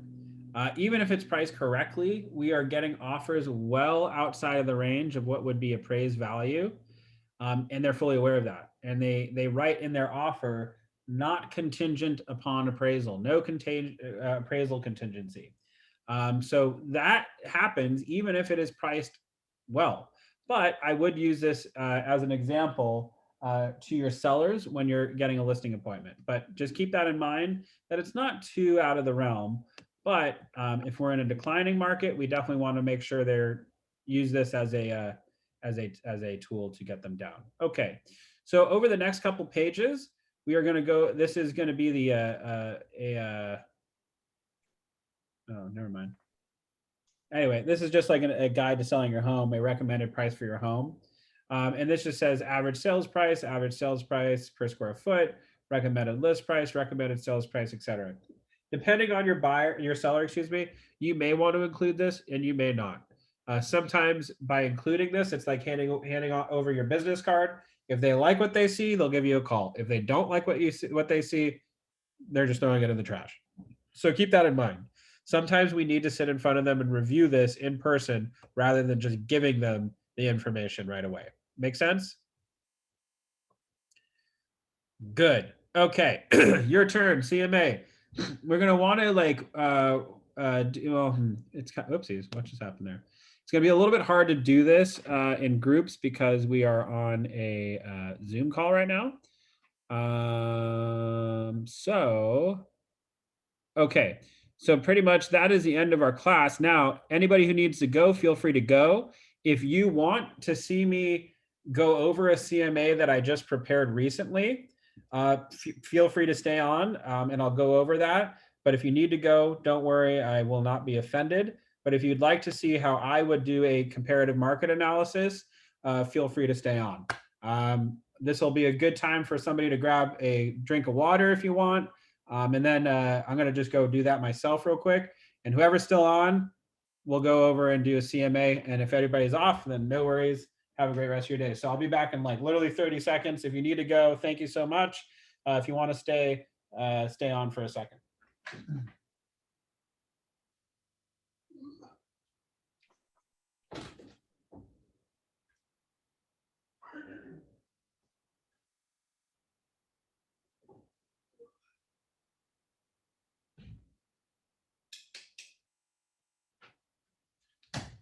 All righty. Okay, so doing a CMA. So this is going to be a very important thing for all agents to learn how to do well. The most recent one that I did was the listing that I just got, and let's get into it. So this is the oopsies. I don't know if I'm sharing the screen. Yes, I am. So this is a CMA that I just prepared for Ellie. She's my client, and this is what it looks like. What I use is called Cloud CMA, and that is part of the tools that you receive if you're part of the MLS. Some MLSs might not have this, but if you're part of the CLAW, Combined Los Angeles and West Side, whatever, or the MLS, then you will have this as a tool available to you.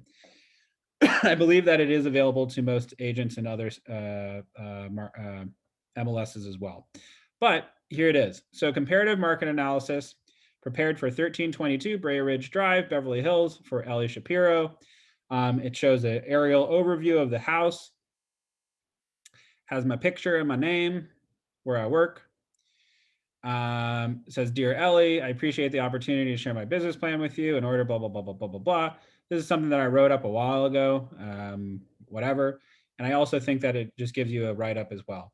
Gives you a little bit about me, born and raised in Los Angeles. Jared first set his eyes on a home in a different light, whatever, blah, blah, blah, blah, blah, blah, blah. Anyway, talks about Keller Williams, Beverly Hills. Our company is a multifaceted business that operates around you, the customer. This is actually just what was given to me on the template. I just kept it. I thought it was good. It explains what a CMA is. No two homes are identical. Says what is a CMA? How is one created? How accurate are CMAs? Contact me, my beautiful picture. I do clean up pretty well. and my contact info. But the important stuff, the comparable properties. Now, remember I said that the market right now is really, really tough. You might not get enough homes in the area that you want to use as your comp. So you might have to expand your criteria a little bit just to, kind of understand where the pricing is. So the home in purple on this page is right here, which is our subject home, which is 1322 Brea Ridge Drive. It's a 3-bed, 2-bath home at 1446 square feet. Notice how the price is left out. I knew I was going to have a conversation with this seller about coming to the right price. Now, if we look at, homes 2 and 3, we're going to be looking at those right here. One of them, number 2, is on San Ysidro Road, which is much busier, sold for $1,425,000. We'll go ahead and take a look at that property in a little bit, but some things to note. It's only a 2-bedroom and it only has 2 baths. Yes, the square footage is a little bit bigger, but that 2-bedroom could be a deal killer for most. What is the most desirable, most sought after bed bath configuration? 3-bedroom, 2-bath. Bingo. So that's a big hit on that house right there off the bat. And it shows in the price that it sold for, 1.4. Now, the other house that sold, which is on the same street as mine, is 1311 Brea Ridge Drive, which is a 3-bed, 3-bath. Obviously, one more bath than we have on ours, though the home is slightly less square footage. I actually did not catch that, but that's okay. But also this home, if you notice, it's kind of on the, right where there's a turn kind of on the street. This home looks all the way down the valley into Beverly Hills, and it has really nice sweeping views of like the treetops, and it's really, really pretty. So I've seen this home, and plus the lot size is much bigger. So land use is much better. Plus it has an additional bathroom. So that's also something to keep in mind. It sold for $1.7 million. Now, going down even further to 1507 Benedict Drive, all the way over here, number 4.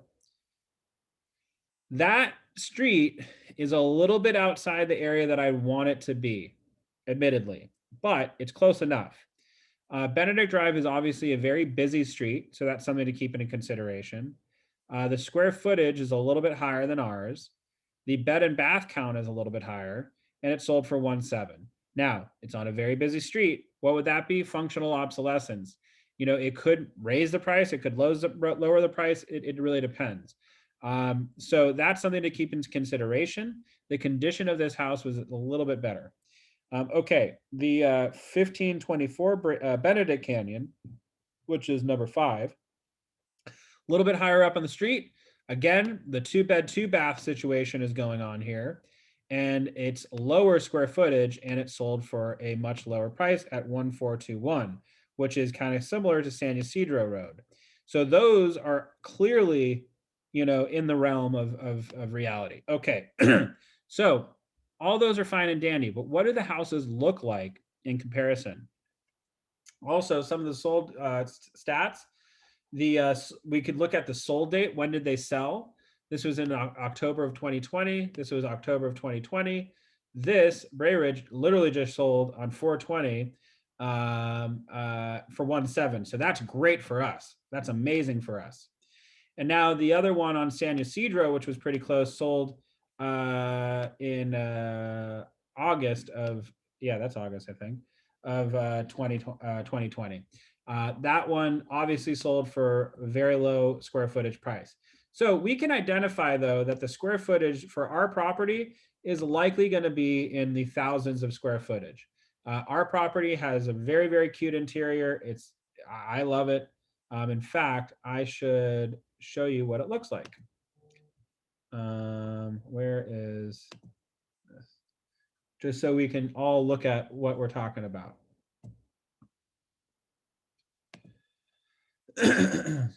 Any questions so far on the CMA? How far back is too far to look at a comparable? Would you say like 6 months is kind of pushing it? I'd say 1 year. 1 year, okay. Because sometimes you're going to have to go a year back. So is lot size not that important? It is important, and that's part of the determining factor as to why we're a little bit lower than 1.7. In a rising value market, do you like to go further back to kind of get the suggested list price lower? No, I don't. I want to look at, ideally, I want to see stuff that's sold within this month. You know, like I want to find the closest to now as possible, because that's going to be more realistic. I never want to manipulate the data to purposely try to get them lower. I want to be very honest, you know, with how I'm going. I'm not saying that you're trying to be dishonest, but my game plan is to be as, you know, upfront as possible, because they're going to look at it and they're going to, if they're, you know, sharp, they'll catch it. And you never want to get in the situation like, why are you showing me stuff that sold so long ago? You know what I mean? You just don't want to get there. And coming from professional integrity, that's what I would do. Okay, so this property right now, the lot size is 8,231 square feet. I'm telling you right now, what's usable is much less. You know, their lot probably goes up into the hill, but it's not usable. You really can't, you know, build on it. The property itself, some of the interior pictures. This is when I rented it, by the way, in January, I think it was. We're going to have to pay to get those people out of the house. It is what it is. No big deal. Done it before. And I just want to share you some of the pictures. So this is the interior of the property. It is a Spanish style open floor plan, as you can see. It has a great kitchen inside of here, granite countertops, newer appliances, plenty of storage. I actually would think that this actually feels a little bit wider than most kitchens, so I really loved it. The living room is you can look into the living room from the kitchen. These plantation shutters show the valley side down below. This is the master bedroom just off to the left side of the kitchen if you're facing the street. This is a bedroom. It was converted into an office. I think it would be a perfect suite for a baby, for example. This is the bathroom, has a gorgeous skylight in it. You can't really see this, but the shower is like super crazy and has like a rain, like it comes up from above, and then also on the walls you have like angle like shooting at you and stuff. It's great. It's an amazing shower. This is the downstairs bedroom. So this is downstairs right when you walk into the property. I like to call this the granny suite or the in-law suite, where if you're, you just had a kid, you could have your in-laws stay over down in here or whatever. You have a little bit of separation. I actually think that some people might even convert this into the master. because it is a bigger room, but it's downstairs. So I don't know if they want to do that. This is the bathroom off of the guest suite. This is the entrance into the home off the street. It doesn't have a backyard, but it has this really beautifully finished back patio with some lights hanging up above. This is what the house looks like from the street. And then we're back into the kitchen. So this is what we're talking about for our subject property, right? So let's go ahead and take a look at some of the other properties that did happen to sell, and let's compare them to this one. And let's all kind of come to a conversation and an agreement of what we think it should be selling for. 1 second, I need to find, where did I put that?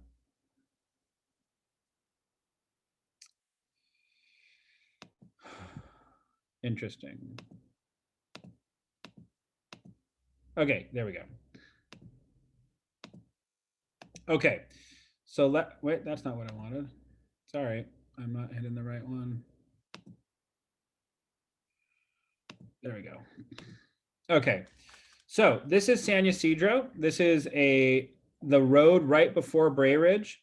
This is what it kind of looks like. It's a two-bed, two-bed, two-bath, built in 1936. So it was built way before ours. Ours was 1962 or something. It's a slightly larger home, but again, it's two-bed, two-bath. If we go down further, we'll be able to see some of the pictures. So off of the street, it looks like a very traditional style home. Some people might not like the street curb appeal of this property. The interior looks like it was staged, but other than that, it seems fairly standard. The really, really small kitchen, probably was never redone. Very little yard as well. They have like a little sunroom that looks out to the yard. And in fact, I would say the yard is their patio is even smaller than ours. So that's our one comp. Now, this is the other direct comp. This comp is the direct comp on our street. It's on Bray Ridge. It is a slightly smaller home, but it has an additional bath. It was also built in 1962, just like our property. But as you can see, this property has some land to it. You have a backyard. You actually have yard space in this property. The style, they're calling it mid-century. But let's go ahead and take a look at what it looks like on the inside. Wow, look at those views. Much different. The views are gorgeous. The home and the interior was completely updated. They put in a brand new kitchen island. They redid all the cabinetry. They redid the bathrooms. The master has these gorgeous windows looking out into the Beverly Hills. So, frankly, to bring a house up to this condition, you're probably looking at $100,000 to $200,000 in renovations. All right, so that's why they sold at 1.7. Then we're going to look at Benedict Canyon. So again, there was not enough sales data within the last 6 months and within the last year, close enough to the subject property. So I had to expand my search radius, which brought me over to Benedict Canyon, which, it's in the hills, similar pricing. Absolutely, I'll go with it. So this is Benedict Canyon, sold for 1.7, a bigger house and an additional bathroom. So far, it's all making sense to me. Looking at this property, I can see that, the interior was somewhat upgraded. They have some recessed lighting in, open floor plan as well. The kitchen seems to have been upgraded. They have either a Viking or a Wolf range over there. It doesn't seem like they have much of a yard space, which is comparable to our property as well. So I definitely want to use that as a comp. Now, this one on Benedict Canyon, clearly it's sold for a lot less, smaller square footage, lower bed bath count, and look at that curb appeal, not much. So clearly this is going to be the bottom of the barrel for us. And if we look at some of the pictures in the interior, there aren't much. It basically is being sold as land value. So that's fine. So when I was able to review this with my client, I was able to bring up all these properties and I would ask her, so Ellie, how do you think your home compares to the one that sold on your street for 1.7? And she was able to literally go, wow, they really updated the interior, didn't they? was like, yeah, they did. And we also determined that the average price per square foot was $1,050 per square foot. Average days on market was 14. The average sales price was 1,562,000. And where are we listed? 1,550,000. So we are definitely in the green. So now with talking with her, we were able to, after seeing all of this stuff, and then also the other thing that I pointed out to her is on average, homes sold for 103.5% above asking price. So even if we are priced at 1.5, we should expect 3% above that at the very least. 3.5% above that at the very least. So it pays for my commission. So anyway, that's what we did. We were able to look at the original list prices versus the sold prices. We were able to look at the days on market. We were able to, with her, I think I did include this in, and we came to an agreement. But how did we get there? We had to have a frank conversation about her property versus the other properties, and I asked her to be the person who decides that that price point. Now, how do we make this? That's the other question, right? Do we have any questions so far on the CMA? How long did this take you to make? Honestly, if I wasn't watching TV and playing with my dog and, pouring myself a drink, probably 15 minutes, Really? 15, 20 minutes. Pull that information and just write onto this. Pardon? Is it pretty easy to just pull the information to the whole single page itself? Yeah, absolutely. Okay. So I'm going to show you exactly how I do it right now. Oops. Amazing. Thank you. No worries. I was just drinking something cold and my mouse pad is not picking up my finger. Sorry, hold on. Parker, do you have MLS access already? No, not yet. I Okay. get this in the next week, hopefully sooner. Cold hands, warm heart, but it's not helping me with my computer right now. Okay, hold on. Here we go. There we go. Okay, so if we go back to Vesta Plus, we want Bray Ridge Drive. Now, we can do this a quick and dirty way where I just type in the address and I just say, I want 10 properties that have sold in the last year that represent this many beds, this many bath within 1 square mile radius. I will get that data, but it will be just too many properties, and some of them are going to be in neighborhoods that really don't make sense. If you do a mile as the bird flies, you might get some properties all the way up to Mulholland, or maybe even on the valley side of Mulholland. We really can't use those properties. They're in a different zip code. So I don't recommend doing it that way. If you're in a pinch and like really in a bind and somebody wants the answer, you can. But again, I don't really suggest it. So what I would do is I would go to search on the am I showing the right page right now? I think so. Here, hold on. Let me just do this because this will be easier. Okay.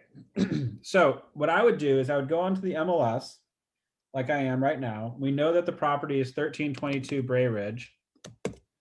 And I would go right into search and I would go listings. It's a single family residence. I would click single family.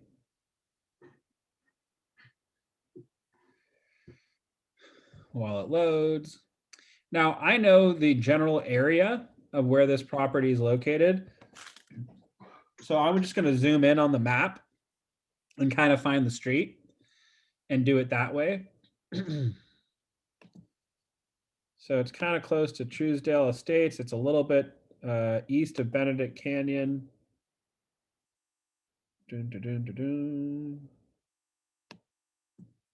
There's San Ysidro. That's where the house is off of.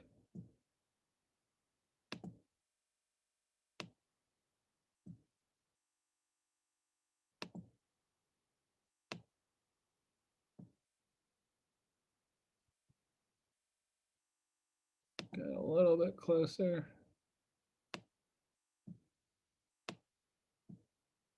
What you know about rolling. There we go, Bray Ridge. Okay, here we are. So here's Bray Ridge that I just found. I'm going to zoom out just a little bit. And I'm going to go ahead and click draw. See where it says draw right here? Can everybody see my mouse? Yeah. Okay, I'm going to click draw. I'm going to do this polygon thing. And I'm just going to start clicking. Obviously, I need to get some stuff on Benedict because that's all that really came up. I'm going to go down. I'm going to go down over here. I'm going to go up. I don't want to really get into Truesdale Estates because that's just not going to really be accurate. Okay. So I want to click then, after I've created my area, this is my little search area, so to speak. I'm going to go click sold properties. Now I know that the count that we're looking at is a little bit wonky. So I'm going to go back to the last year.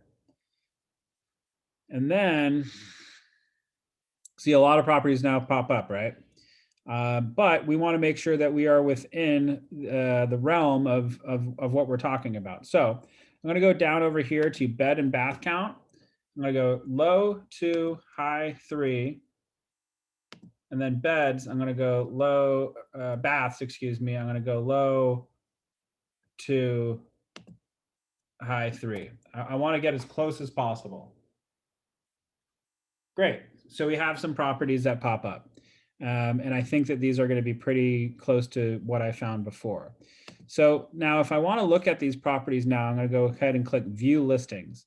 By the by, this is very quick and dirty. I added some more criteria into my original CMA, but I'm going to go ahead and click over here on the left.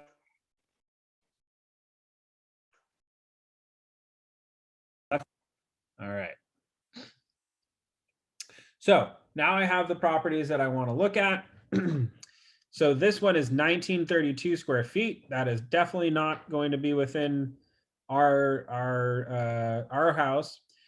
This one is 2,456 square feet. That's definitely not similar to our house. This one is 1630. Okay, I'll mess with that. Click that one. The other one is Bray Ridge. Obviously, I'm going to click that one. Then we have San Ysidro, and then we have Benedict Canyon. So yeah, this is exactly the same houses that I used in my comps. So now that we've selected our home property, we're going to go ahead and see in the top right corner, there is print, PDF, share, directions, and what does that say? Cloud CMA. Boom, Cloud CMA. We're going to create a CMA max 50 listings. Perfect, we only got 4. Click that, and as this loads, it's going to come up over here. Name on report, client practice. Subject property, we're going to enter the address. 1322 Bray Ridge. It all of a sudden pops up. See how it popped up right there? I'm going to go ahead and click that. It says that it's a 2-bedroom. It is not. It is a 3-bedroom. I've been there. I've seen it. I've walked it. It's a 3-bedroom. So I'm going to go ahead and change that 2 to a 3. It is definitely 2 baths. Awesome. Awesome. Everything looks great. And then those listings that I selected, as you might note, it says exact listings by MLS number.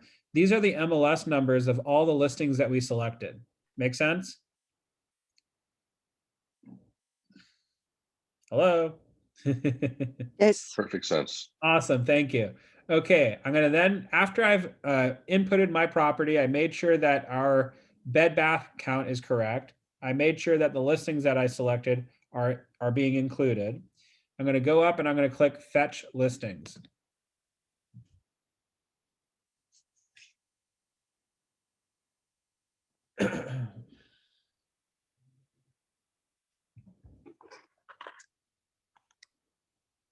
Is this moving along with the screen, by the way? the mouse. Does it say organized listings now? Yeah. Okay, good. Okay, so organized listings. So these are all the listings that we selected. This is very similar to that map view that we saw earlier when I was going over the actual CMA that I previously created. And if we go down over here, we're going to see subject property is in purple, 1322 Bray Ridge. If I go over here and go to price guide and net sheet, it's going to give me the average square footage of the sales price, the high, the average, the median, and the low as far as how much property sold for. In this example, the median and the average happen to be almost identical. But you know what? I'm okay with these numbers. So I'm going to go ahead and click that. And it comes up over here between 1.472 and 1.563. Great. I'm okay with that. I like those numbers. I'm good with it. Perfect. Sometimes you might want to go. Whoops.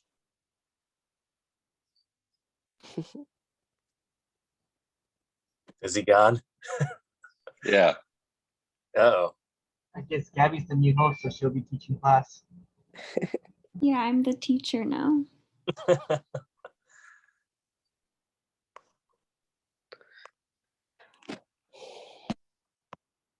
So I started playing around on the Cloud CMA app through or a website, and it's pretty easy. The next thing you do is you adjust, the price for your subject property. There's even a little checkbox if you want it to match the average price per square foot, and then you just hit generate report, and it just puts and then you select what pages you want to include in the report, and then it just shows you the report just like he was showing you. You have to update, your personal info so that it puts in your picture and your contact info, the client's name, things like that. Did you see how he was able to get his listings over from where he found them on the map to be inside of that CMA? I missed that. Did he copy and paste it? He did a search and then he selected them in the checkbox, and then he hit the Cloud CMA link, and it just populated it for him. Came over. Okay. Yeah. Cool. all right. Well, I appreciate that. I'm probably gonna bounce. Did you already pay your board dues and all that for No, your application? I'm still waiting for the license number on the Okay. DR. So I think everything follows that. So still Yeah. waiting, checking every day, checking every hour. You didn't get it immediately, like on the paper that said you passed? No, it did not. Oh, I got mine immediately. Really? Yeah. Wow. Wait, Parker, are you talking about your DRE number or? Yeah. Yeah. Yeah, the DRE number. That's the license number, right? Yeah, Gabby, I think you mean like the number that you get to like send in your application for the DRE, because like you got something like that. I remember on that sheet that's like congratulations after you passed. I passed mine in February, so it was like the same thing. I think I sent in my application right around Valentine's Day, and I got it back like exactly a month later. Oh, So, it's, I did both at the same time. Oh, I forgot you could do that. Yeah. I have no idea what happened there. I apologize about that. So essentially, we're actually at the end of our CMA. So everything that we just went over right there is pretty much all you have to do. So how long did that take me? What, 15 minutes, something like that? Yeah. Yeah, no big deal. So granted, I've been doing this for 5 years now, so I've done quite a few CMAs, but that's pretty much all you have to do to create your CMA. And once you do that, you're going to have it in a, whoopsies, where did it go? There we go. Sorry, let me just, oops, cancel. Here we go. That's so weird. I don't know if I can share my screen anymore. Hey, Gabby, if you want to click on participants and then over by Jared's name, click on more and then make host. It says Jared Medlinski host. Let me try again. Oh, I can share now. Awesome. Okay. CMA or CMA being published. Okay. So this is our CMA that I just created. So all those options that we can add or subtract from the CMA, that goes right over here to this little area. From this point, I can go ahead and email the report, copy a PDF link, copy it for a live link. I just use the PDF link. Technically speaking, a live link might give you some updated data if like something's sold. I don't really use that, if I'm being honest. I don't trust it. So that's that. So now if you go back to CMAs, all of your past CMAs will be listed in this section. So clearly I've done quite a few. I go back, I've done 112 CMAs in my career so far. So this is where you'll find all of your girlfriend face. By the by, I was doing a CMA for my girlfriend. Sorry about that.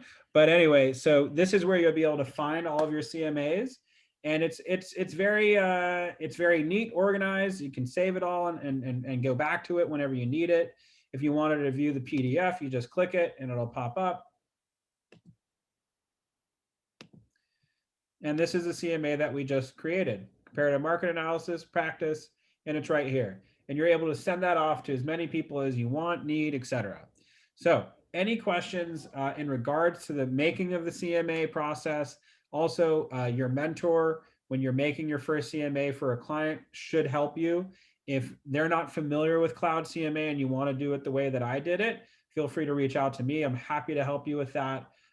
It should take no more than 15 to 30 minutes. If it's a really tricky one where you're like having to split hairs because it's just like maybe it's a brand new construction in a neighborhood that has no brand new construction, that might be a little bit more involved. It could take you up to an hour to figure that one out. But this one was pretty straightforward. So do you have any questions? Really cool seeing it. Thank you for showing us. Appreciate it. No worries. That was pretty down and dirty and quick. So I'm sorry if I went a little bit fast, but it's really that simple. So, main thing to remember is go onto the MLS, do your search criteria on the area, maybe print out like a Google map sheet or something just so you can zoom in onto the location that you're looking at. And then make a little circle around that neighborhood with, areas of the neighborhood that are similar to the one that you're trying to price out. And then select all the properties that are of like kind, and then go ahead and you fetch, create CMA, then you want to fetch the report, and it should all auto-populate itself. Another thing I want to recommend to everybody, the first time you're doing a CMA, make sure you're going into the tabs that say include in the CMA, make sure you edit them. For example, it could say something like, write your bio here. And you don't want to submit a CMA that says, write your bio here. You want to go ahead and write a bio and put it in there. Stuff like that. But that's pretty easy to do. So some of this stuff I did have to, for example, my bio, I wrote in born and raised in Los Angeles or whatever. That did not auto-populate. I had to write that in myself, obviously. So just make sure you're doing stuff like that before you send it out. Any other questions about, criteria, how to find stuff, etc.? Go ahead, Joseph.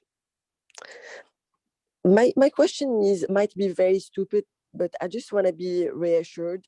So for the numbers you found in the end, Jared, is it like automatic numbers, or you're gonna have to do the calcul with your client? So you mean like the suggested list price? Yes. So yeah, that one was automatically generated, but I had a convo with my client to determine where we wanted to be. Okay, thank you. And frankly, I told her I think that it's going to sell for 1.6 something, but I want us to be listed around 1.55. Just because I want to bring as many people to the property as possible. The other issue that we have is we have a tenant in place in the property that we're going to have to kick out and pay them to leave. So I know that that's going to be a little bit of a hassle as far as showings go. So I wanted to also make sure it's priced appropriately enough that it drives sellers or buyers, to the property, and they're okay with that. They're like, oh, I know it was a rental property. I'm fine. The price is great. Let's go ahead and get in a bidding war. I'm willing to take on that headache if it does pose an issue. But yeah. Any other questions? Joseph, did you have something? Yeah, just because I'm not so good with maps. On that map, the way that you were able to, could you just put in the address and the map will take you to that general where that address is, and then you could draw around it, or do you have to like kind of search like you searched? Yes, you can. If you have the address, you can input it that way. For me, I just know where the location is, so it's easier for me to do that, and it takes one step out of it. Because once you do that, and you zoom in on the address, you're gonna want to click out and then click the thing and then do the thing. And sometimes when you take out the address, it might negate that and like it screws it up a little bit. But yes, you can do that though, and that's also an easy way to do that. Absolutely. Anything else? I have a So personal and oh, go ahead. when you are generating the suggested list price, I know that there's an option to, you could either take an average of the comps or you can use the price per square foot. What do you normally do? I like to focus on the price per square foot. I think the number that I came up with.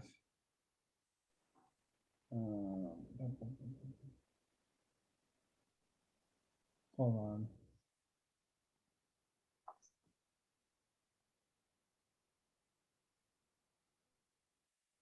Well, no. So, yeah. So basically, my price per square foot, I really think it's going to be like $1,100 per square foot when we sell it, which means we're going to be around like 1,612,000. Yeah, is where my target range is. And I fully explained that to her, but I said just in the interest of being within like the realm of where it should be, let's just go ahead and go at 155, and we'll go up from there, because I fully expect that we'll get $60,000, $62,000 above ask price easily, if not 100. So Okay. cool. Any Albert, did you have something? Yes, I have a personal and unrelated question. Sure. But what do you think about this? So like yesterday I got a text message from this person saying, would you be agreeable to take real estate leads on a referral fee basis? Do you think that's something like a scam? Because I saw the numbers from a Dallas area code. So Well, I would ask them, are you a real estate agent or are you a lead generating company? And then, hey, I'm okay with that. I might text them back and be like, sure, can you get to the point though? Like what's the percentage and what's the referral? And are you a realtor or are you a company selling leads? I got that one too. Was it from Jennifer? yes, it is. Yeah, me too. Oh, they're good. I mean, if they're that good at finding agents, they might be finding buyers. But for example, though, there are companies like, for example, OpCity, and for all the new agents who are around, it's a company called OpCity. It's an app, and they will send you leads and have people call your phone for free, but you have to split your commission with them by 30%. So you give the company 30% of the commission. You also do your split with the brokerage, which is 20% or 30% or whatever, or 50%, depending on what your split is. I think like newer agents, it might be up to 50%, including their mentor and everything. But the point is you can do that. Just know that they're going to ding you for 30%. And so is it worth it? Maybe to, get your skin in the game, and you can get referrals off of those clients. So I don't think there's anything wrong with that, as long as you're making a few $1,000. Like, hey, I'm down. But there are things out there that do that. Just so you know, it might be free up front, but it's there. You got to pay in the end. So Albert, to answer your question though, I would investigate it a little bit more. Ask them what they're referring to. I get a lot of sales calls like that, and usually they're too good to be true. But just it doesn't hurt to ask. It doesn't hurt to determine if they're BSing or if they're serious. And in fact, I might even call them back on like a restricted number. so they can't see who, who you are calling. And then go ahead and just go, hi, I got a text message from this number and I just wanted to check and have a conversation. What do you mean by a referral basis? Are you an agent based out of the Dallas area or Texas area? Or are you a company that sells leads? Like what's, let's get down to brass tacks. What are we talking about? Make sense? Dope. Thank you. Absolutely. Any other questions? No. All righty. Well, thank you everybody for sticking a little bit longer after class. I hope that helped. Yeah, get out there, have fun, make some phone calls. This is a good time to check in with people. The pandemic's almost over. Start having those conversations about, hey, did you get your shot? Let's go out for drinks soon. Or, hey, let's get coffee. Hey, blah, blah, blah, blah, blah, blah. Be personable. If you haven't talked to somebody for a long time, maybe it's a year or two, now is also a great time just to check in. Hey, it's been a year or two, crazy ass year. Just wanted to say hi and how are you? And yada, yada, yada. So get out there and go get it. Thank you for taking us through this. Absolutely. My pleasure. Love to do it. Thank you all. Have a great rest of your week. Happy Cinco de Drinko and have fun. Thank you, Thank Jared. you. Thank you. Bye.